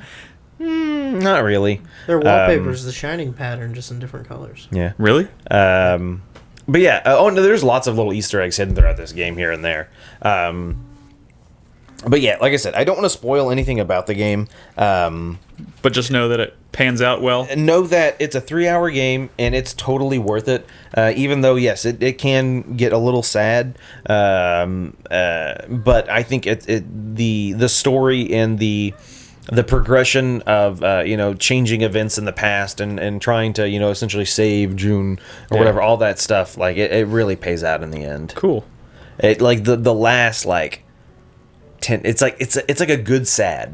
Yeah. It's like a sad but like Cathartic. a good sad. It's a nice good cry. Yeah, it was really good. Like I was really at the end of my cast the other day. Like while I was a little bit quieter than when I did you started stream playing. this? Yeah, Oh, I okay. played the whole game on the feed. Oh, okay. So chat got to play it along with me, and I got to see their reactions along with And mine. how did Like chat respond? saying like, "Oh shit!" Like there were some moments in this game where like revelations occur, and you're like, "Oh fuck." Okay, now I'm really interested. Yeah, Cool. no, That's- like some of the stuff you find out, and when I realized it, and I told chat, I'm like, "Is this what's going on?" And they're like, "Oh, is that what's going on?" Like it's pretty intense. That's cool. Yeah. It's another game I need to play, but it's only 3 hours. Well, so I'm 3 gonna give it a hours. shot. You can do this I've got in a one I've sitting. got a code for it, so Yeah. I'll give it a shot for yeah, sure. it's definitely worth checking out. I really enjoyed it. I'm looking forward to. I'm glad potentially- somebody played it before me because like it's one thing to have a game that's like sad and like well made, but to know that it's sad and well made, but like also like satisfying, right? Like it's not just.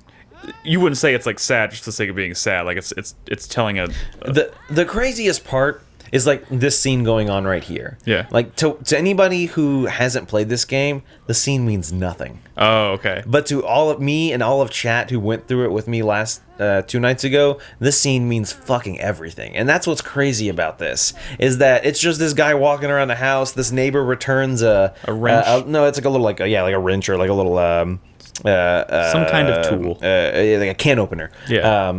Like that all means nothing to anybody who hasn't played this. Like him walking into this room and picking up this painting, that doesn't mean anything to anybody. But to like me and chat who like went through this like fucking emotional journey together, this scene is fucking everything. And I that's like the emotional journeys. That's the crazy part about this game. Cool. It was really good. Like I would definitely recommend it to anybody. Cool. I'll install it. I'll play it. Sounds cool. Thank you, Nolan. Yep.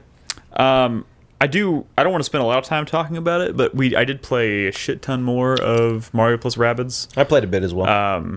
I don't know if I have a whole lot more to add. What world are you on? 3 still? I'm on the last level of World 3. I'm heading towards that. So you haven't fought the boss yet? No, but I heard it's a bitch. It's definitely intense. Yeah. So I guess the one thing that's differed for me since last week, because last week when we were first talking about it, it was kind of like, man, this game is it's charming, but it's kind of easy. It's like XCOM light, and that's still for the most part very true. It's kind of it has all the complexities of XCOM kind of boiled down to like their simplest forms, but it has all the charm of Mario and Rabbids and everything. That's great, but when you hit World 3, something changes. I can't really put my finger on what, but it has gotten.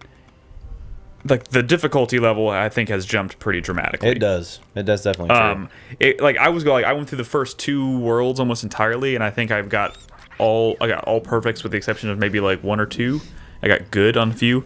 I have actually had a couple fairs. Oh no! Now, Once you get to 4, forget perfects. Those are out the window. And it's just gotten to a point where it's like I no longer go into a battle. It's not a good thing, or it's not healthy, I guess, to go into a start of World 3 going into a fight with the expectation that you're going to walk out with a perfect, because the first time around you're not going to get a perfect. It's very difficult. Like enemies get very aggressive. They start getting abilities like being able to teleport around the map at will. They get more powerful.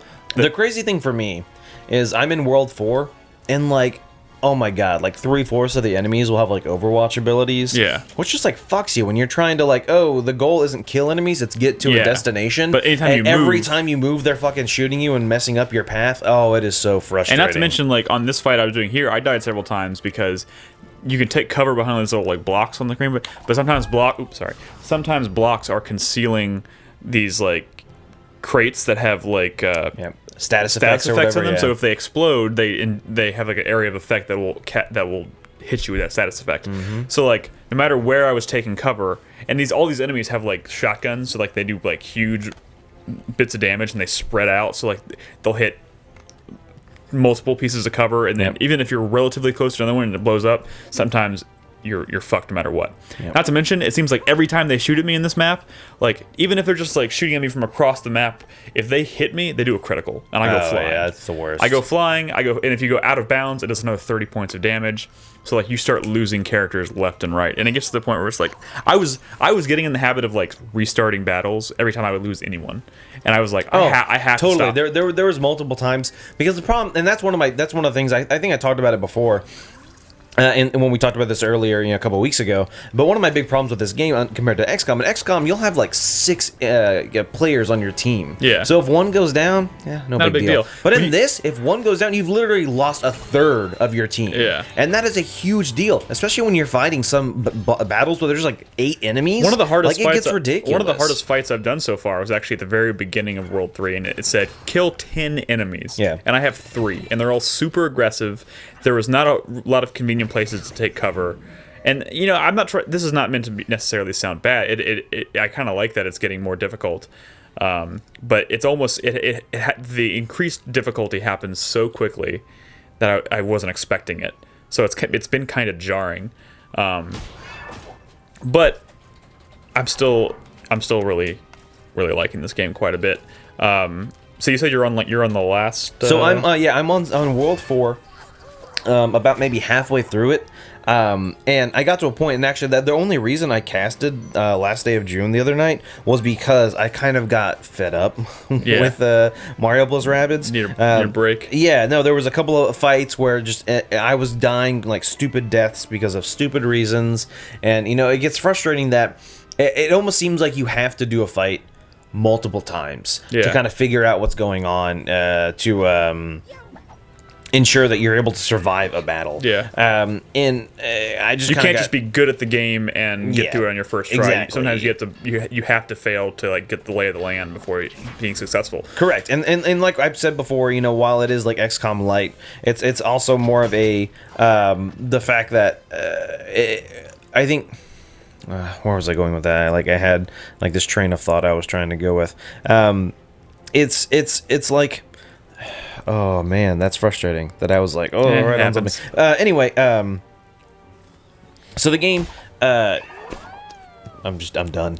I've lost. I was like, am I? Should I save you? No. I've lost all. I have no idea what game we're talking about anymore. That's all I have to say about that. No, so Mario plus Rabbids, I was really enjoying it early on. But then these last few levels, like you said, Nick... Would you say you've gone to, not enjoying it? It's not that I'm just not enjoying it. It's more of it's frustrating because it would be, in my opinion, easier to make this game better. There are so many few subtle changes they could have made that would make this game 10 times better. You probably have a better idea what those are because you've played a lot of XCOM. I haven't. But... It's not just that I played XCOM. It's also the fact that... sorry. Jesus, Nick. Sorry. Everyone's on mute You're but the host you. Of this show. I know. I forgot I have that alarm. All of the weapons you get. And I know Brad was actually tweeting about it the other day, and I kind of talked about it before too. It gets frustrating when you unlock a weapon that costs like 20 gold more than one you just purchased, and it's like barely better. And it's like, I got to the point where I talked about it with chat, like I've stopped buying weapons until I start doing bad in a battle. I won't buy new weapons because I know I'm going to unlock better ones anyway. I also don't like that they unlock. I kind of wish all the weapons were available from the beginning, and you just had to like choose when to save your money to buy other things, or I don't know. It just seems arbitrary. It's completely random when you unlock them. You don't know when it's going to happen. Sometimes you'll find them in boxes throughout the world. Sometimes it happens when you beat bosses. Yeah. You know, once again, something like an XCOM game where you get new weapons by doing research, R&D, and developing those weapons. That's a whole so aspect you of the game that's know missing. when a weapon's coming. It's not just, oh, surprise, by the way, you get a new weapon that's slightly better than your previous one.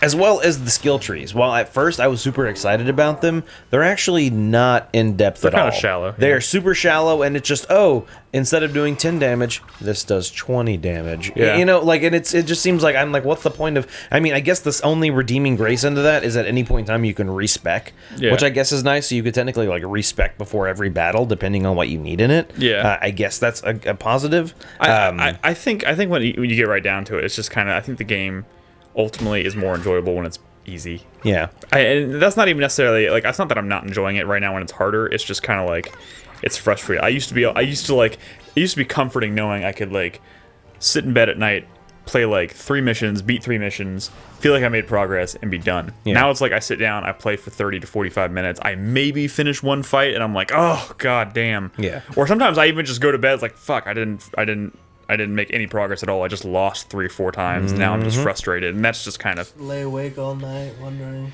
No, you joke, but no, yes. but that's what I'm saying is, like, when this came out, I was excited. I was like, dude, fucking finally a game on my Switch I get to play. And so I played it in the first few nights. It is definitely still that. No, in the first few nights I was enjoying it and it was great.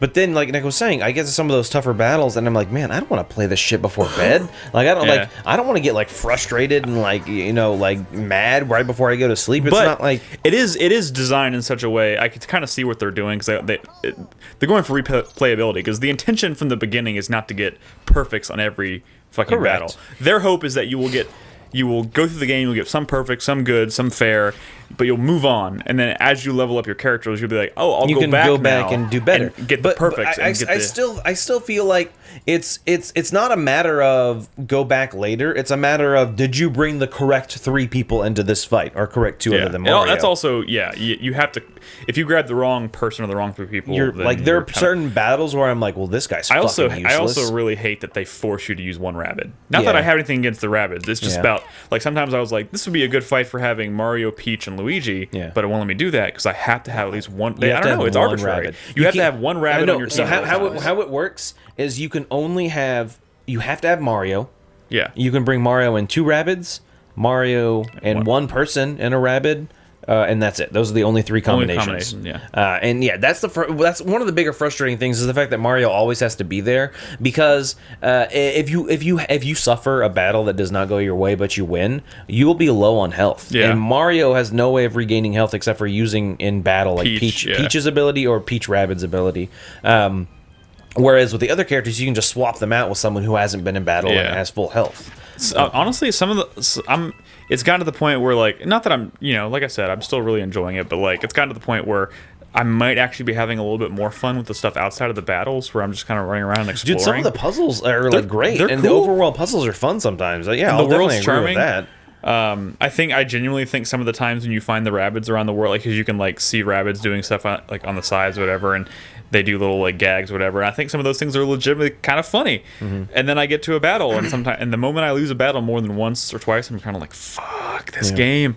But I don't know. I'm digging it. I'm gonna obviously play it to completion. It's I think there is definitely more good about this game than bad. I'm just, it definitely gets.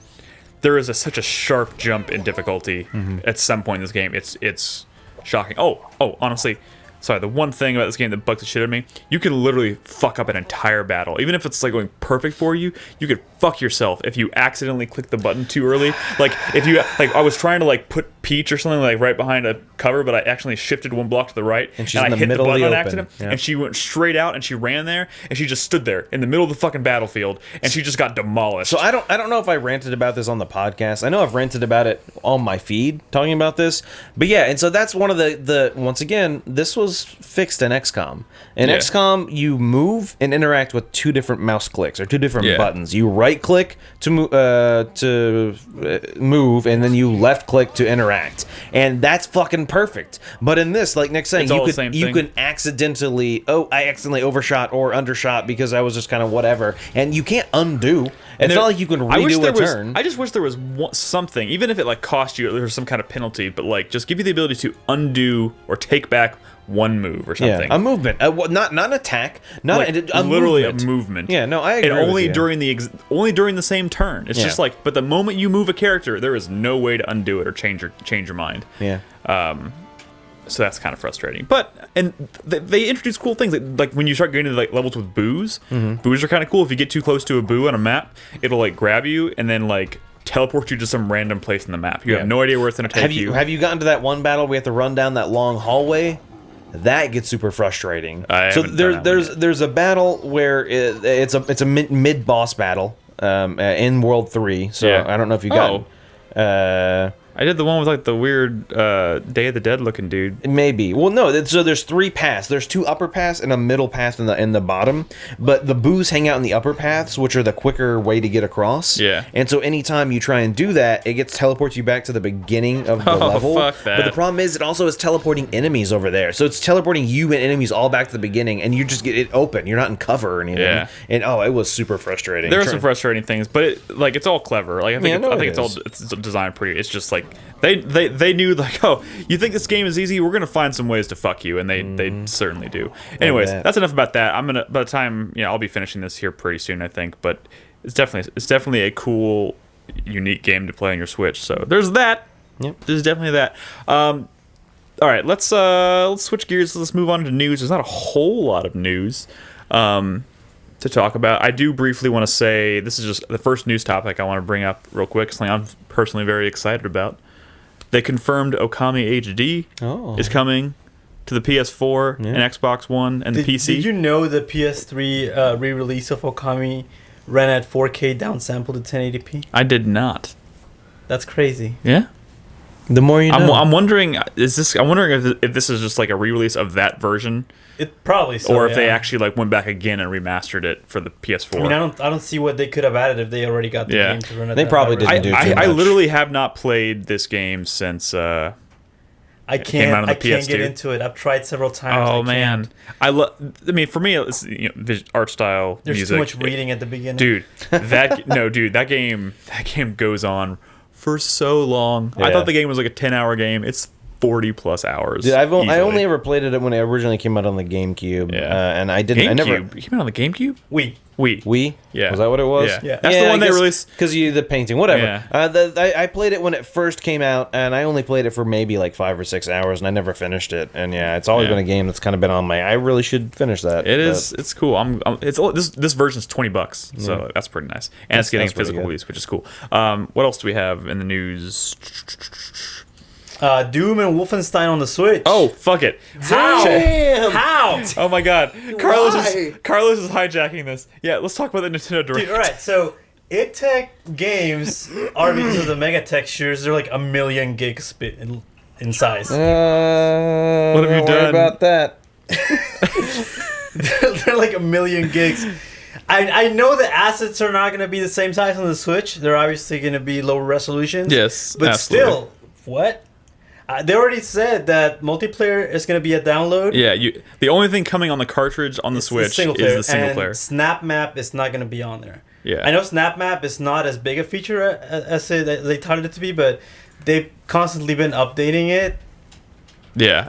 So dude, I mean, it's kind of sad that it's not going to make it. yeah, on there. I feel like this is more too. I've been having a big conversation with Brad about third-party support for the Switch or whatever. My take on this is more of just it's kind of a sign to me that that some third-party developers are taking the Switch more seriously than they took the Wii. I think the porting of this game speaks more about software's technical prowess on porting their game to the Switch. Well, let's see. We don't know yet. We don't know how it's going to perform. Because Wolfenstein: The New Order released on last-gen consoles and it ran at 60 frames a second. Oh, it did? That's impressive. Yeah.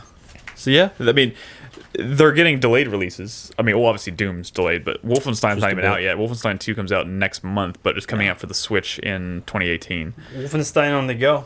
Yeah. I mean, the thing is, like, that's the argument for anything coming out on the Switch. Yeah. It's like, do I play the Switch version or the PS4 version? It's kind of like, well, do you want to play it portable? Do you think they're going to play it on motion? the go? Do you think they're going to do like motion things for the glory kills on the Switch? No. I doubt it. I really doubt it. I don't even know if the...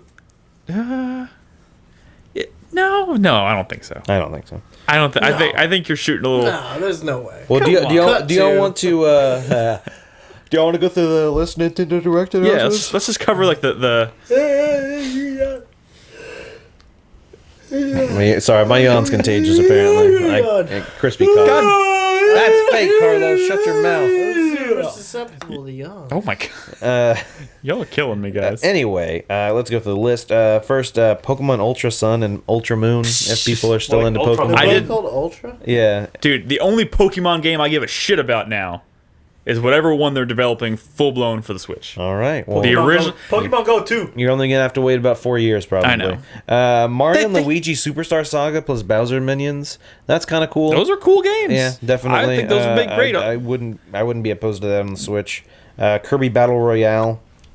Yeah, that was the first time they dropped the official name for that Kirby game, right? Correct, yeah.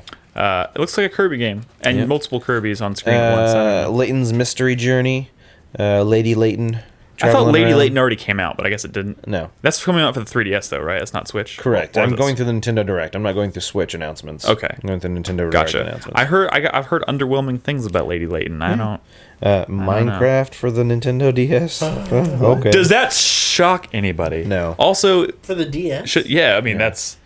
3DS? It's only a matter It's a of time. bunch of blocks, Crispy. It's Well, only. I know. But it's just, Wait, is there already a version they've announced for the Switch? I don't think so. It's coming. Yeah, I promise you, it's wouldn't. coming. I mean, maybe they did. I wouldn't be surprised. Maybe they did. I can't remember. Mario Party: The Top 100. The problem is that looks like a fun fucking game. I wish it was on the fucking Switch. Wait, it's not? No, it's 3DS. I totally missed the that. cool thing about it, and it's something I've always been impressed by Nintendo, is it does have download play. So if you're playing with 4 other Yeah. people locally, only one person needs a cartridge. That would be and great, that's though, on always the impressed Switch. me. Yeah, no, that's always impressed me with the Nintendo 3DS games. But like, I was super frustrated because all I saw was the word Mario Party: The Top 100. I'm like, fucking great! I'm getting that day one. And then I saw 3DS, and I'm like, I still kind of want to get it. Yeah. But I mean, like it's like I said, I think it'd be a lot more fun to play Switch games with people than it would be 3DS. Yeah, absolutely. That is a weird decision. But I mean, it's still a cool concept. It's a Mario Party game with 100 mini games. That could potentially be fun. Atlas RPGs, Journey to the West was the title phrase. But yeah, a bunch of different Atlas games. Yeah. I don't think any of us are going to be playing them. Maybe. I mean, is that where the Radiant Historia thing came in? I think so. That looked kind of nice, but I don't really have a history at all with Radiant Historia. But if there's anybody out there who liked Radiant Historia, it's coming to the 3DS with like a really nice collector's edition package. They announced a couple of new like 3D or like DSs, like a Pokemon. Yeah, what is up with them 2DS cranking out XL these really nice and, looking DSs? A Like, new Nintendo XL Orange and White edition or stop whatever. making really attractive hardware. So you're the- only gonna buy the hardware once. Well, no. Here's the thing: is they always release fucking boring as shit ones at the beginning, and then like 4 years down their line, are like, oh yeah, here's some sweet looking. Yeah, ones. they got me once with that Majora's Mask. It's, 3DS. I I'm not remember. buying I another remember one. when the Vita came out, or it was the PSP or Vita, and in Japan they announced all these different colors and all this cool shit. In America, got black, just like shiny black covered in fingerprints, like, and then eventually they're like a silver version. And I'm like, where are the fucking like the light blues and the yellows and the Only pinks? 10 in And North America. Yeah. I want that sweet Metroid one, but like, why would I don't want to buy another 3DS? Fuck you. Xenoblade Chronicles 2. All right, so that was the first Switch focus thing. Yep. Looked cool. It What does, was with the turtle with the weird accent? Yep. I don't know. It seemed like some anime shit, right? Splatoon 2 updates. Fire Emblem Warriors for people like Is Dynasty anybody playing Warriors. Xenoblade Chronicles? I mean, I don't have time. Yeah, I guess That's the thing. It's a giant RPG. Yeah. Xenoblade Chronicles X. I still have not finished. I Like, think we've barely hit our, any of that game. I think we've hit our quota on. I don't want to think about Xenoblade Chronicles. That game was so fucking good. I just don't have time. The music was so good too. I didn't get my robot. One of my final excitements. You didn't? Oh, It's so good you once had you to play get like it. 40 hours to get the. You do have to play a long time. Snipper Clips Plus Cut It Out Edition. Cut It Out Together. Essentially DLC for Snipper Clips. They're releasing. Cut It Out. Well, yeah, they're releasing a new version of Snipper Clips, or you can buy it as DLC. I loved Snipper Clips. I'm definitely going to be picking that up. That was a great game I played with Bernadette, and a lot of fun. Also, We had fun with that when we did that on the yeah, feed, that doing one it night. with 4 people is fucking. We should have another intense. Snipper Clips night. That was fun. Yeah. I'd be down. All right, Morphe's Law. They showed a little bit more of that. Oh yeah, that's such a weird concept. Morphe's Law? That's that. Yeah. Remember, it's that indie third-person shooter where when you If you shoot a the certain opposing body team- part, that part on the enemy will get smaller, and on you will get larger. Yeah. But they did show some That's interesting awesome. stuff about this. Like they showed, really you could do that with your teammates too. So you can have, you can shoot their your legs? yeah, shoot their teammates' legs to make your legs bigger, which means you can jump higher and interact. Like, is it this? Yeah, but they're fucked with their tiny legs. I'm tiny legs. Or you can shoot someone's arms to make them bigger, which changes the grappling hook. But, like, I don't know. There's some interesting Whenever concepts you there. do that, like whenever you shoot other people, whatever, you have You're like a giant, You have yeah. like a giant in the That background represents your and team. That represents your team, and they get bigger Or And- smaller, and yeah. whoever has the bigger giant at the end of the is team the is who wins. wins. It's not really about how many kills you get necessarily. Morphe's Law. Yeah, You should look it up, Carlos. it's weird looking. Rocket League on the Switch. Elder Scrolls. I honestly 5 thought on that the was already Switch, Doom and Wolfenstein. Guys, I got that kind of itch the other day to play Skyrim again. No. I know. I'm not going you to. Didn't? Yeah, I did. Why not? Fuck you. Tell me why not. The only itch I've gotten to play Skyrim is on the PC, because I But never played it on the PC. I don't know if The I can ability to justify mod buying it and- Skyrim again on the Switch Yeah. when they just released a really not- sexy looking version on the PS4. It's not that good of a game, dog. Fuck Yeah. off. It's Nick. It's good, but it's not that Hey. good. All right, let's moving down the list. Octopath Traveler, we already talked about. ARMS version 3. Who cares? Dragon Quest Builder for the Switch. Could be Crispy. pretty You good. played that? Yeah. Played a little bit of that. Yeah. That was a pretty cool game. There was a lot of fun going on there. Kirby Star Allies. It looks like it could be fun. Wait, is that the Switch game? Yeah, that's the Switch one. What was the other one? That was Battle Royale for the 3DS? It's just Smash Brothers, but you can only play Yeah, I can't remember. that's right. That's what that was. Yeah. Yep. Wait, is that real? I mean, that's kind of what it is. That's kind of what it No, is. hold on. I thought the Star Allies was the battle one. No. Maybe I'm getting them confused. I'm pretty sure Star Allies was the Switch one. The other one is like a Battle Royale Yeah, looking one. that might be the case. I'm getting them confused. Which, like, you joke, Crispy, but I'm pretty sure that's exactly what that game is. That's awesome. That's amazing. And a couple other things. I'm kind of skipping through some stuff just because we don't have time. But their final announcement was Super Mario Odyssey. Yeah, And showed some of holy that game. fucking shit, the stuff they showed from that is getting me nothing but pumped. Super hard. Like, everything they're Super showing hard. gets me excited for that. I cannot wait for this game. They talked a little bit more about Cappy and how you interact with the Odyssey, which is his ship, which is, I kind of saw that coming. You collect Yeah. the moons Is up to you. to power the ship to travel around, but they did show the fact that you are traveling around to different love that song. to different worlds, and they showed a fucking water world where Mario has nipples, and What? you didn't see this? Oh wait, was that the thing where like Bowser Jr.'s playing the Switch and like Mario's like jumping up, and then like Bowser runs up and like covers Bowser Jr.'s eyes? I So he don't. doesn't see Mario's nipples. I don't remember that part. I saw that on Twitter. But internet was all ablaze at Mario's nipples. I'm surprised Mario doesn't have more chest hair. I think that was another takeaway. I think he waxes. He's an Italian. Yeah, I think he waxes. There was a lot his of talk chest, about probably. Nintendo trying to make Mario Wait, so seem that more was human. the other tweet I saw. It just said, game theory, does Mario wax his chest? Yes. But yeah, so I mean, like I said, they showed love a the bunch of internet. different worlds we hadn't seen before, like an ice one and this beach one. They showed the jungle one a bit, and they showed some really fucking weird, like there was that little lizard dragon thing he morphed into. Yoshi. And yeah, no, not Yoshi. No. That's called Yoshi. But you know, they just talked about that, and he can literally like morph into anything. And I know we've already known that, but just them showing more things, he can fucking turn into a fish, and he's just swimming underwater as the fish. What are the fish called in Mario? Bloopers? No. Yeah, no, something like that. It's Chip. Oh yeah, Chip. Bloopers, the octopus, squid. the squid thing. Yeah. Chip.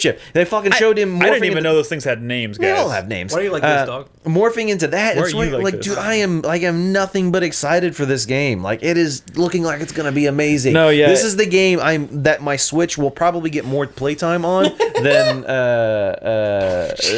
Breath of the Wild. Oh Jesus! Nice. Wait, describe what you're looking at, Krispy. It's just like a really sexy Mario running on the beach without a shirt it's on. like- It's like if somebody drew Mario's head. Oh, but like he's got like a fine dusting of hair on his biceps. Wait, what does his face look like compared to the rest of his body? Dreamy. No, no, like. Oh, I guess. Oh, I thought they. Yeah, you're right. That is just. That's just That's like. Mario. It's just. Apparently, he possessed the letter M. You're right. it's I don't dreamy. know, but yeah, Mario Odyssey. I am just excited beyond all belief. For. Yeah, they I'm also ready for announced that game. a bundle. Who didn't see that coming? Yeah, and I told Brad day one when he said, "Should I wait?" I told him they are going to announce a Mario Odyssey bundle, and much lo is and that? behold, they did. But It's hey, $280, I think. but to or be- What? Really? 380. Oh. But Sorry, to be 380. fair, I know he didn't wait to buy that, but considering he just had a kid, I'm pretty sure he's probably I'm guessing he's probably pretty thankful to have the Switch. Right? Yeah, he's playing probably. Mario Rabbids on the go. But yeah, if someone his kid. doesn't have the Switch and you can get a hold of one of those bundles, I would say go for it. I mean, I think the thing is, it's 380. So what's a Switch? 300? I don't even What? remember. That's not a good deal. Hold on, what's a Switch? 300, I think. Yeah. Yeah. And so the game is what, 60, and I guess it comes with like the custom Mario controllers. But yeah, I honestly don't even think it's the best deal. It's funny that it's like you would think that it'd either be the same price or just like maybe a little more. I don't know. This is Nintendo 2017. The deal is that you get one. Yeah, that is true. Yeah, so $299 regularly. So yeah, $80 for the custom controllers, Joy-Cons, and then I wonder how many Mario people are going Odyssey. to die fighting each other trying to get one of these Probably fucking quite bundles. a few.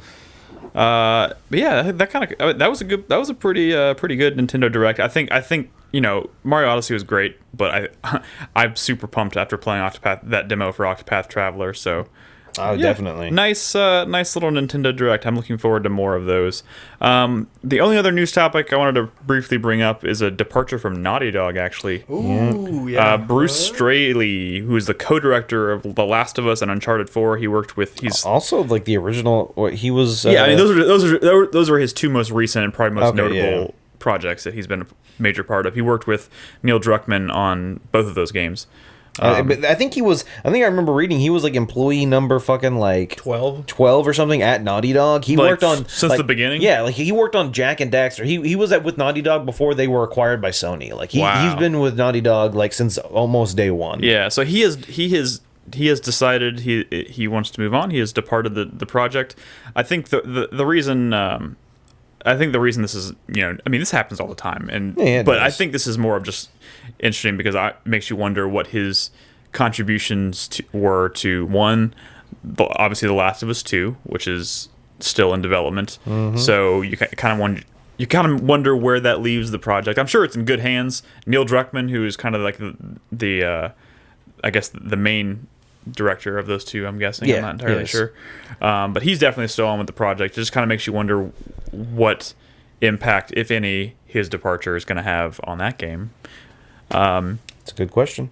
I don't know. I mean, I have a lot of faith in just about everyone working at Naughty Dog, so I'm not too worried about it. But yeah, he has left. That's really all there is to say about it. Just give me the factions too. Neil Druckmann's gonna have to, pick up the slack, or find someone else to help. The funny direct it. I thing don't is, Carlos, about factions too. I was going through my computer the other day, cleaning off a bunch of like just crap I had acquired over the years, and I found a saved footage of us playing factions, and you were on my team, and we were fucking just owning people. Nice. And I guess that's why I saved it, but I eventually deleted it because I was like, this was silly to save. Ready for that factions too. All right, that's it for the news. Let's move on. Let's get going. Let's move. We got Patreon questions, right? Right, Nolan? Yeah, we sure do. Are you ready? Yeah, I am. Let's I'm do ready. it then. No new patrons in the past couple of weeks, unfortunately. That's all right. We still love our current patrons. Yeah, we do. All the we really same. do. In fact, it's because of your generous contributions that we were able to buy these new microphones that we are currently using. Hopefully our voices sound sultry and Hopefully our beautiful. voices sound a little bit better. Yeah. Hopefully there's no more cutting out issues. That's the new mic. That's not Nolan. Yeah, my voice is the same Although as always. as I know Carlos we all hasn't talk yet about. mastered the art of bringing the microphone closer to his mouth. All right, so we have some questions from our patrons. We do. Every week, patrons can ask us any questions they want. If I recall, 2 weeks ago, the questions got a little interesting. Let's Let's Why are you check talking out. like you're commentating like a golf game? I'm talk however I want, Nicholas. Okay, all right. Let's get some questions from this week. He has to be happy with that one. First question comes from the Metal Button. Have you ever irreversibly screwed yourself in a game that completely turned you off from playing it further? Example, I put 30 plus hours of Minecraft into Minecraft, and after killing the Elder Dragon to get my glider suit, flew it for 6 seconds before I lost every valuable item I was carrying with me. Uninstalled the game, and I went to bed. Haven't touched it since. Now I'm I just don't curious, know what half of those does words mean. It just sounds to me like that glider he worked for has some like I don't know, using it destroys or drops all of your Maybe. stuff. I don't know. know. And he didn't know it or something. He flew into something. Yeah, I assume he flew into something and died and lost He it. flew into a giant lake of lava, and then he can't go get it. Oh, fuck.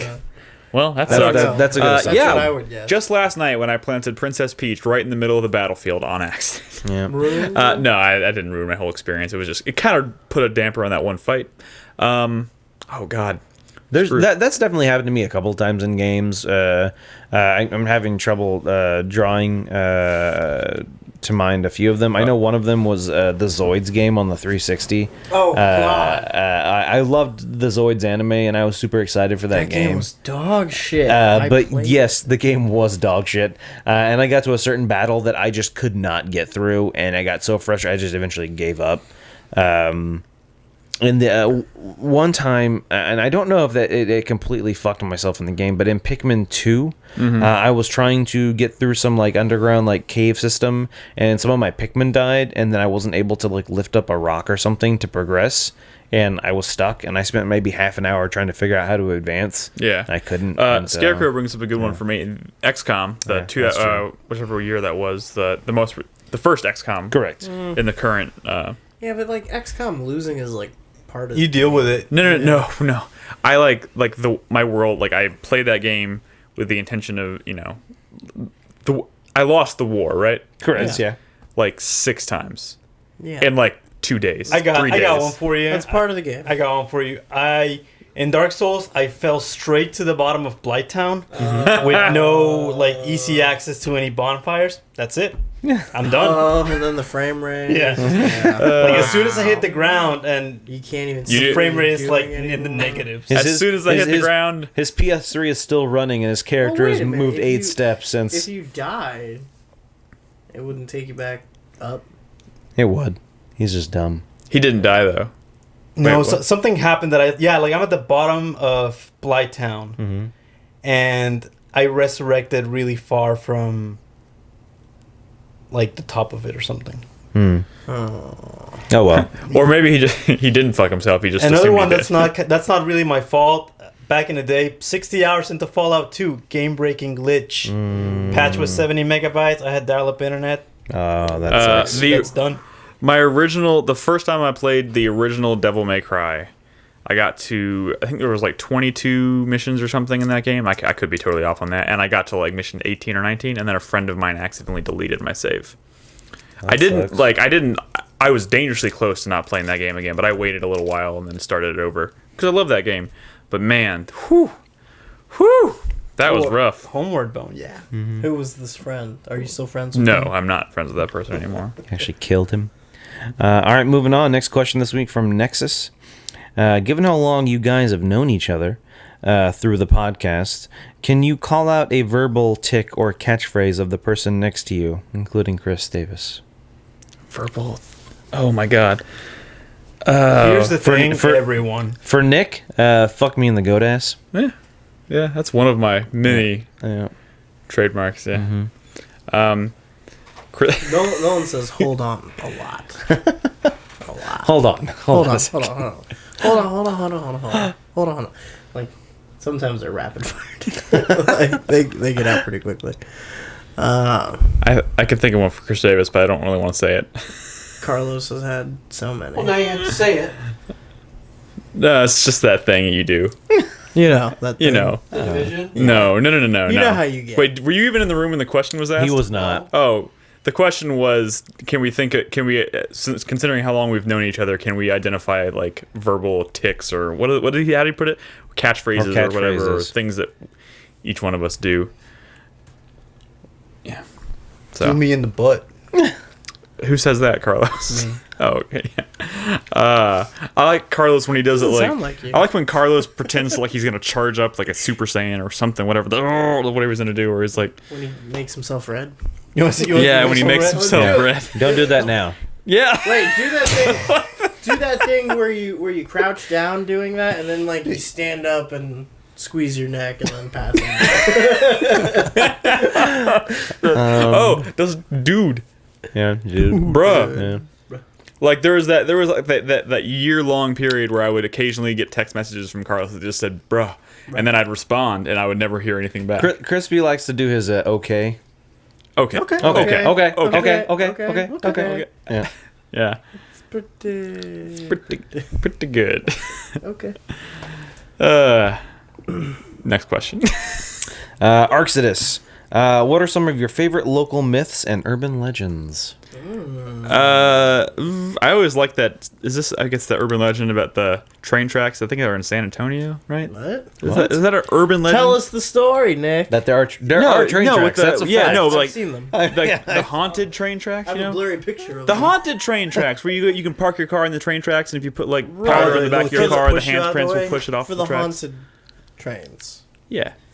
Dude, I grew up That's in a story. Tampico. Wait, what happened? If you go to this certain railroad crossing in Yeah. San Antonio and you Okay. park your car on the railroad track and you get out and you put like powder or something on the tail of your car and you wait, the car will get pushed off the tracks and there will be handprints in the powder. Shut up. That is a story I've been hearing for. Let's go to San Antonio. Let's- I've heard fucking it do happens it. in multiple places though. Like I don't know if the San Antonio one is the only one. No, yeah, I mean that may not be isolated to San Antonio, but I've always heard it in relation to Yo. San Antonio. I grew up on Tampico, which is on the coast, and since the '60s, there's this legend, and there's like a hidden alien base on the beach that like deflects. Alien base? Yeah, like an alien, like a UFO base that deflects hurricanes when they approach. There's even been like Like a a very good job. there even was like a statue of like an alien head on the beach. And Where was this? Tampico in Mexico. Oh, And when I was still living there back in like 2001, and a hurricane actually hit. And I remember the day after, one of the tabloid newspapers I saw just had like a picture of the hurricane and the captions, "The aliens let us down." wow.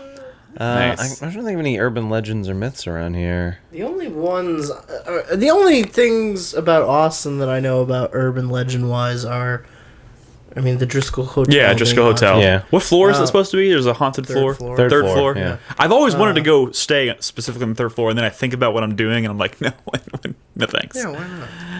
Maybe we should all do that. Maybe the 4-player Ghosts are should a go. bunch of sissy ninnies. Oh my god, what if we did that? Like we did a 4-player sleepover. No, You no, know, but just- the Ouija other one- board? The other one is like all of the urban legends in Austin have to do with the city planners. Oh yeah, Like That's the true. people who That's true. Oh well, no, I'm thinking of a few more now. So like there's one that says that the guy who like laid out all the highways in Austin did it intentionally like poorly. Yeah. So that people who weren't from Austin wouldn't be able to get around, and then they wouldn't want to like live there. But that's just things that people from Austin say because they don't want more people moving here. That's true. And then the other one was that the guy who laid out all the highways killed himself because he did. Yeah. Like he was so ashamed of the job that he did, and like everyone's always bitching about it, so he like killed himself. There's also supposed to be a secret Masonic temple at the top of the Frost building. I did not know that. Yeah, the pyramid that's on top is supposed to be a Frost, secret Masonic temple, and all the What the fuck is a Masonic temple? The Masons. Freemasons? Oh, okay, gotcha. And all the influential movers and shakers in Austin meet up in there, and like sacrifice goats and have masked orgies, dude. Like and I've never heard any of these. 2 years ago that I was living in Mexico, I was taking some classes, like some AC repair classes. Yeah. And as part of our practice, our teacher was like, "Oh, we're gonna go to this like assembly hall to fix their ACs," and it was like a Freemasons lodge hidden in the back of a restaurant, and they had like all these paintings of the dudes in robes on like really ornate chairs with swords and shit. Dude, I was like, "What?" And they were like, "Yeah, fucking AC's out." Fix our AC, please. I broke one of the ACs that I was working on. I broke it like. I was like, "Oh fuck, this is it! They're gonna kill me, dude!" And the teacher came over and he was like, "Dude, turn that shit off, dude. We'll just come back tomorrow and fix it." Like, wow. I don't know. I mean, I'm growing up in the South. Chupacabra was always like a deal. Like everyone always talking about Chupacabra. Shot one in Red Dead Redemption. Yeah. wait, La Chupacabra? Chupacabras. The Chupacabra. El Chupacabra. Supposedly the Austin Pizza Garden is haunted. Shut up. What? Austin Pizza Garden. The Austin is haunted? Pizza Garden is haunted, apparently, according to Chris Davis. Evidently.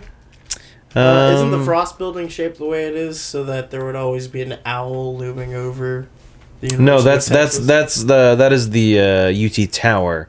The tower at UT is shaped like an owl. No, and that's, the Frost Bank building. The Frost Bank building The looks Frost like Bank building looks like an owl. Looks like an owl. Regardless of It has the Frost logos on the side, and if you look at it at an angle, it looks like it's pointed, and it looks like it has two eyes, and It looks like an over owl. The Capitol.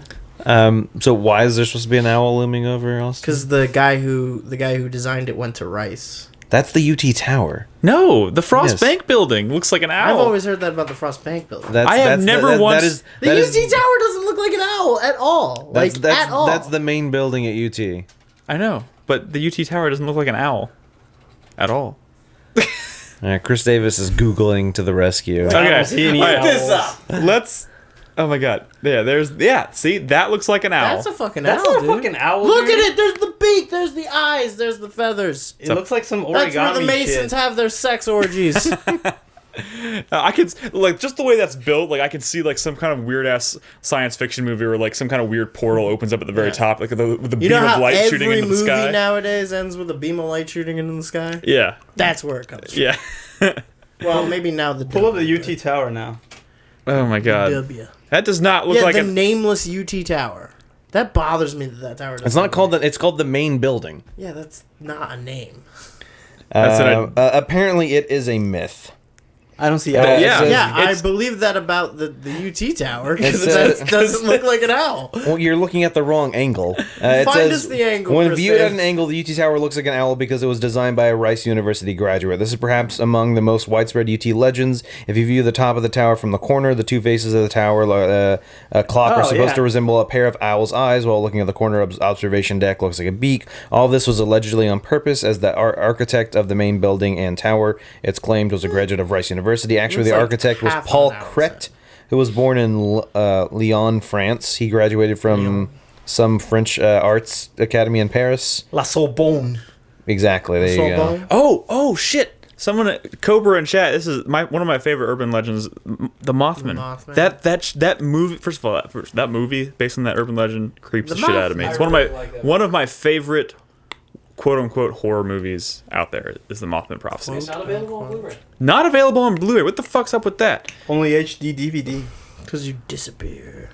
That's a great movie, though. Seriously, check that out. No, wait, but look that same urban legend. No, in reference we to the Frost don't Tower. have time for this. Yeah, we'll sure. talk about it after the show. Let's right. move on. We got 2 more quick questions. One from Cobra. So I've been playing The Witcher 3 again recently. Yeah. That game is still amazing, even to 800 hours into it. That's bullshit. Anyway, He's not 800 one of hours. my favorite things about the game is Gwent, and something I never thought about before is how the game uses characters and universe that are real high-ranking political figures and such, which got me thinking, and here's my question for the cast. If there was a real-life Gwent, what people would be used on the cards? Will we get an Obama card? Of course. Probably. I mean, yeah, the sets are broken up by nation, Yeah. so there'd be like a Putin card. Mm-hmm. And I guess now. Oh no! Don't say it. No, don't. Trump Don't. card. Oh shit! Oh shit! You've activated my Trump card. Low hanging fruit. Air horn. Oh god damn it! I hate you. I think Bill Nye would have one. I think he'd be a good one to have. Yeah, Bill. I saw an article today about juggalos marching on Washington. Oh, And I was shit. like, would there be an ICP? Why? What if They were some woman was fired from. She had a high ranking position somewhere, and I don't know. She was fired because she tweeted something about she's a juggalo, and she tweeted something about. Do you know ICP has been classified by the government as a gang? nice? So like she tweeted about it, and then they fired her because she was supporting a gang. So like juggalos are marching on Washington to protest the firing of this woman for being a juggalo and quote unquote a gang if you can't fire member. someone for being a juggalo, what can you fire them for? You should. What if there was what if there was a ranged unit that was Rosa Parks? Fucking A. Wait, why ranged? Why do you think ranged? Because of the bus? I don't.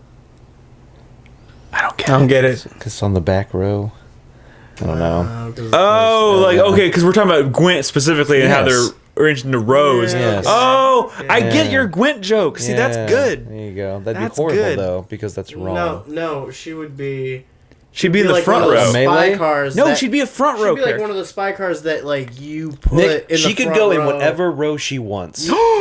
She would be played in the front row of the enemy's team. Oh. And they'd be like, I don't want her in the front row. Oh no, that's horrible. Yeah. Oh god. Oh my god. That was really bad. All right, These are anyway. historical jokes. Yeah. Chris Anyway. Davis, not Rosa Parks jokes. Yeah. Let's move on to the final question this week from Zero Skies. Rosa Parks was a hero, Chris Davis, okay? Get over it. Unlike some people in this Just- room. Just calm down. What game's theme or philosophy has stuck with you in your life? Oh. Oh, that's Probably on a deep. deeper level, right? Yeah. Oh god. Yeah, that's tough. Ew. That's oh man. I don't even know. Okay, this doesn't answer this question, but Okay. But I'm gonna say it anyways. oh god, no. You gonna regret saying this? Should I stop you? Oh no, I Or you lose it? I was about Postal to 2. talk about like how affecting this game was, and I can't remember the name of it. I think Silent Hill 2 I think Silent Hill 2 instilled in me that you shouldn't be a shitty person to people that you care about. How's that? For me, it's How's that? Come on. it's war never changes. Is that a theme that stuck with you? Yeah. War never changes. I think all games with all the RPGs I've played, many times I've tried to make myself do the evil character playthrough, and I just can't. You can't. Like I can't break my own You can't like code. enjoy being. Yeah, I'm the same way. I don't. It's something I've discovered. Every time I'm like maybe I'll Some play games the really make you feel it too. Like if you're gonna be evil, Like I they make you do start some trying to be as fucked up evil shit. as I can, and like it just starts to taper off. dude. I mean, because like I've talked about this in reference to other things before. Like it's really difficult to follow a protagonist that you don't identify with on some levels, and for so many games, their idea of evil is just like doing bad things instead of like having some sort of moral complexity to it. It's just like everything that's bad is what they're gonna do. You know, like there's no villain that also has like kind of a respectable point of view. You know what I'm saying? Right, I yeah. don't know. Soma was the game I was thinking of. Soma. Ooh. It's not really like so much philosophy. Oh, I mean, That just kind of. bummed me out. It didn't bum me out. Like that game.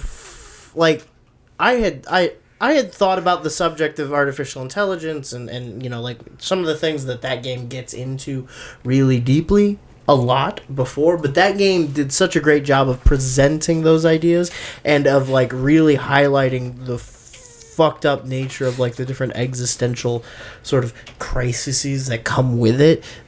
Like I just think about that like walking through my day sometimes. I think about like the part where you have to like load in different AIs of people and you have to like trick them into thinking that they're alive so you can get information out of them and shit. And then like I just like I love that so much. I love that. You're right. That was a good game and it touched on a lot of those themes really well. But that fucking ending hit me hard. It hit me hard because I feel like I'm obviously not going to spoil it, but like.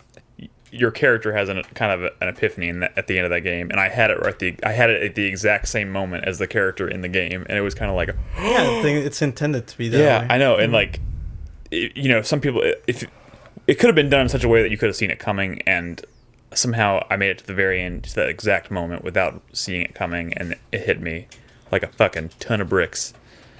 Great game, great ending in my personal opinion. But I don't know if any of those trophy. I don't know if any of those answers necessarily answer the question, but thank you for the question. There's got to be some theme or philosophy in Enslaved that stuck with me. Consumerism, teamwork. What was Andy Serkis trying to do in Enslaved? I can't even remember. He was trying to escort Trip to the the pyramid. No, Andy Serkis, like the whole like fucking. I remember the weird room at the end. Dude, think about with the pyramid, right? Yeah, I mean, this is pretty topical, but like BioShock? Anybody? I mean, the themes that BioShock plays with are very prevalent in politics today. Yeah. BioShock is kind of like the libertarian horror story. Yeah. It's like, this is what happens when you have no regulation, when you let, like, Randian philosophies take over. Yeah. You end up with a ruined city under the ocean filled with monsters. Like, Well, at least they kept nothing good came of it. That's true. Well, yeah, that's all the questions we have for this week. Thanks to all of our patrons for your delightful questions. We love your questions. We look forward to them every week. Yep. All right. Let's wrap this show up. Got to get the show on the road. 4-player minute. You know how it works. Hype, sweat, thank you, fuck you, or any combination, or you can do whatever you want. 4 hypes. I don't give a shit. I don't give a shit. Hype, sweat, thank you, and fuck you. Okay. Of the week. Who would like to start us off? Brad usually does. He's not here, so Krispy? Yeah. Oh, man. Yeah, I'll go ahead. Nice. I'm going to do 3 hypes and a fuck you. Okay. My first hype is for Divinity Original Sin 2, which came out this week. That game looks elite as fuck. I downloaded it before I came here, and I had just enough time to start like poking through the Game Master mode, which basically is the online tool set that lets you use the game to run like actual pen and paper RPG games. Like, you can play Dungeons and Dragons with the full tool set and power of Divinity Original Sin 2. I mean, the amount of options and the amount of different things that you can set up are staggering. Yeah. It looks so cool. I can't wait to dig into that a bit more. My next hype is for Destiny 2 because that game's fucking sweet. Can't wait to get back to it. Doing some striking. Loving it. My third hype is for... I'm going to give it to Monster Hunter World just because... Oh, wow. When is that game coming? That's not this year, right? Next year. Next year, yeah. Next year. Thank God. Because every time I stop thinking about it, like, some new article pops up that's like, hey, 12-minute demo or like hands-on impression of Monster Hunter World, and like nobody has anything negative to say. I listened to a podcast that talked. It just looks so fucking good. I listened to a podcast where they talked about that hands-on with that for like they played like an hour of it or something, and they talked about on the podcast for like an hour, and it sounded really cool. So yeah, oh my god, like it's still that's like the long term. That's still a ways away, but fuck that. Definitely something to keep your eye on for that next is year. gonna be so fucking good. Juicy. And my fuck you for the week goes to PewDiePie because I mean he deserves it. Come on, man. Yeah. Cool. You know what we're talking about. Nolan, What up? your turn. All right. So my 4-player minute starts now. My hype is for Vegas. For those who don't know, I'm going out of town this next weekend, going to Vegas. I'm pretty excited for that. Nice little trip, fun times. I guess I don't know the best way to. I don't know what to call this. I guess I don't know if I want to say fuck you. I was talking with. I'll save that one. My thank you is going to go to the community. We had another great community night last Friday. We played a bunch of Gary's Mod games. We played some Prop Hunt. We played some Murder. We played some Stop It Slender, which kind of leads into my first fuck you. Which were the admins of the Stop It Slender server we were playing on. Fuck those bitches. Like, Jesus Christ. Like, we get on there, we're having a good fun time, we're playing the matches, and we're like, hey, guys, this map's getting a little stale. Let's rock the vote and switch to the next map. And the admin, like, had logged on, she's like, why are y'all trying to rock the vote? And we were like, well, we want to switch maps. And they're like, why didn't you just ask an admin to switch maps? We were like, didn't know we could do that. We were just using the rock the vote mechanic that's built into the game. She's like, well, you know, some people don't like when you rock the vote. And then we were like, okay. Is that really what they call it? Yeah, well, it's called rock the vote. Some people don't like But yeah, and so we were like, okay, sorry some about people? that. And then, so one of the admins was Slender, and so they have to go around killing all the people. And then they killed everyone except the other admin, and then proceeded for like 10 minutes to just wander around, not trying to attack the admin. And we were just like, what the fuck? Like, come on. That's the problem with those like niche online games. It's Yeah. like they get real Clicky. Yeah, Real. and then the Yeah, admins have real. all the fucking power. A bunch and of like, little bitches. it was. I mean, some of the chat was there, and they know, and they were just being really. I don't want to say rude to us because they weren't being very elitist. nice admins. They weren't very welcoming. Yeah. And so then my final fuck you, I guess, goes to, I don't know if it's a fuck you, I don't know, my ancestors. I was speaking with Your blood? Turvoma in chat. Turvoma's from Sweden. We were talking about, you know, I'm of Swedish descent, and he was saying that in the 1800s, when a lot of people from a lot of the Swedes were immigrating to the United States, they had to change their name. And I was talking about how he's in Sweden. He says there's a lot of Hedstroms in Sweden. It's a Swedish name, and he was saying that when they moved here, they had to change their name because like it was too, like, I guess, harsh of a name, like the original. So they changed it to Hedstrom. Apparently, the original was like Hellstorm or something like that, or Hellstorm. And I was like, that could have been my fucking last name. That would have been such a good fucking last name. Yeah, you could have been Nolan Hellstorm. Yeah. What if we just called you Hellstorm for the rest of our Do it. lives? I'll change my name. Hellstorm. I don't buy it. I don't buy it. Oh well, yeah. Okay, no, that's good. Actually, that's good to know. All right, Carlos. All right. I forgot what they were. I got a couple thank yous. Maybe one fuck you. Okay. So let's roll with it. First of all, thanks to you guys for having me on the show. Giving Anytime. me a chance to talk about Destiny 2. Anytime. I have another very heartfelt thank you for Mr. Green Toast. He kindly gifted me a copy of Destiny 2. Oh, wow. So that now I am striking and Striking losing with the best of them. Sweat, there's a game I've really been looking forward to playing called Tooth and Tail. Ah, yeah. It came out yesterday, and I procrastinated and doubted myself, and I haven't gotten a chance to play it. I was actually hoping I'd be able to play it today, maybe talk about it a little bit today, but I haven't gotten around to doing it. We were too busy playing Destiny. Yeah, I was too busy playing Destiny 2, and I guess fuck me for not supporting a game that I'm actually interested in and that is getting some pretty good reviews. Yeah, you still have time. There's Yeah. still time. It's Yeah, never fuck too you. late. Never too late. Thank you, Carlos. All right. I actually have 3 hypes and a thank you this week. My first hype, Dishonored: Death of the Outsider comes out tomorrow. Actually. Oh baby. It's been just long enough since I played Dishonored 2, which made my top 10 last year. And some of the like new powers and stuff you get in this game look pretty dope, and it looks like it's another standalone title, so it looks like it's all new content, all new locations and maps and characters and story, and that's pretty exciting. So I'm always down to play more Dishonored.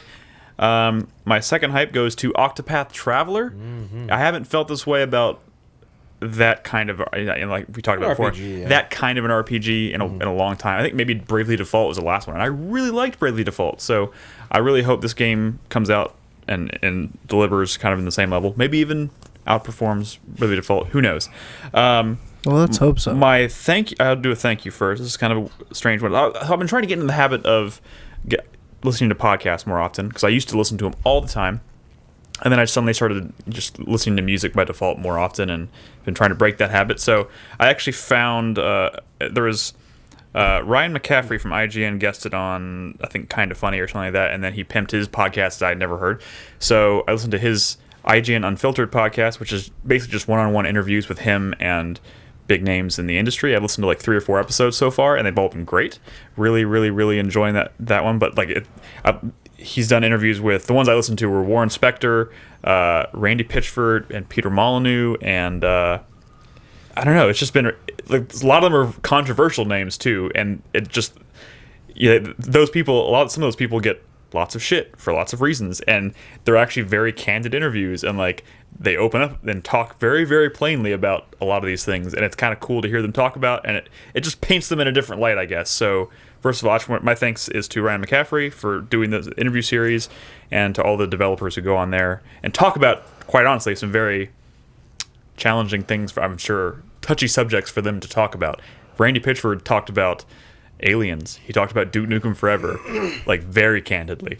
So they make for really great interviews. So I would highly recommend listening to that. And my last hype is actually going to go to a game that I'm now interested in playing that I actually went out and bought. It's only $5 now, but I went out and bought it purely because I listened to that podcast. I listened to the Warren Spector interview. No. I'm going to be playing Epic Mickey. I'm fucking excited, man. Fucking excited. What the fuck is wrong with you guys? Fuck you guys. I'm gonna play Epic Mickey. It's $5. I'm just laughing at Carlos's response. Yeah, fuck you, Carlos. I'm looking forward to it. I meant to play that game when it came out, and I didn't, and I picked it up for $5, and it's I don't know. I'm looking forward to playing it. I'm glad you got a bargain, Nick. Fuck off, Carlos. Fuck off. Yeah. I'm looking forward to playing that. I'm also looking forward to playing... I kind of may want to go back and play Borderlands 2, because I never actually finished that game, and I really like that game a lot, too. But yeah. It's not a bad game. Yeah. Cool. Anyway, I think that's our show. That's it. That's our show. That's it. Thank you guys so much for listening. 4playernetwork.com is the website, of course. Carlos, thank you for being here with your bright green pants. If you have anything you want to say about the show, or if you want to chime in on any of these conversations we had tonight, please leave us a comment on the post for this episode at 4playernetwork.com. And if you haven't yet, we invite you to join our community Discord. By the way, that Discord is a great place to be during things like the Nintendo Direct. People were watching and talking about it live in our Discord and reacting to it in real time, and that was great. So we'd love for you to join. It's discord.gg/4player. And we'll be back next week, Thursday night, for another episode. We'll be talking about some new stuff. Metroid, Samus Returns comes out this week. I'll be talking about Death of the Outsider, the Probably Dishonored. Divinity. Probably Divinity 2. Metroid? I'm picking up Metroid, but I'm probably not going to play it until I go on a trip at the end of the month. So I'm picking it up, but I'm not going to be on the show next week. So. Oh yeah. Well, you can text us how it is. Yeah, Be I'll our text canary. you. Be our canary in the coal mine. We'll figure it out. You will be hearing impressions of Metroid from us one way or another. Anyways, thank you guys so much for listening. Good night. We love you. Bye.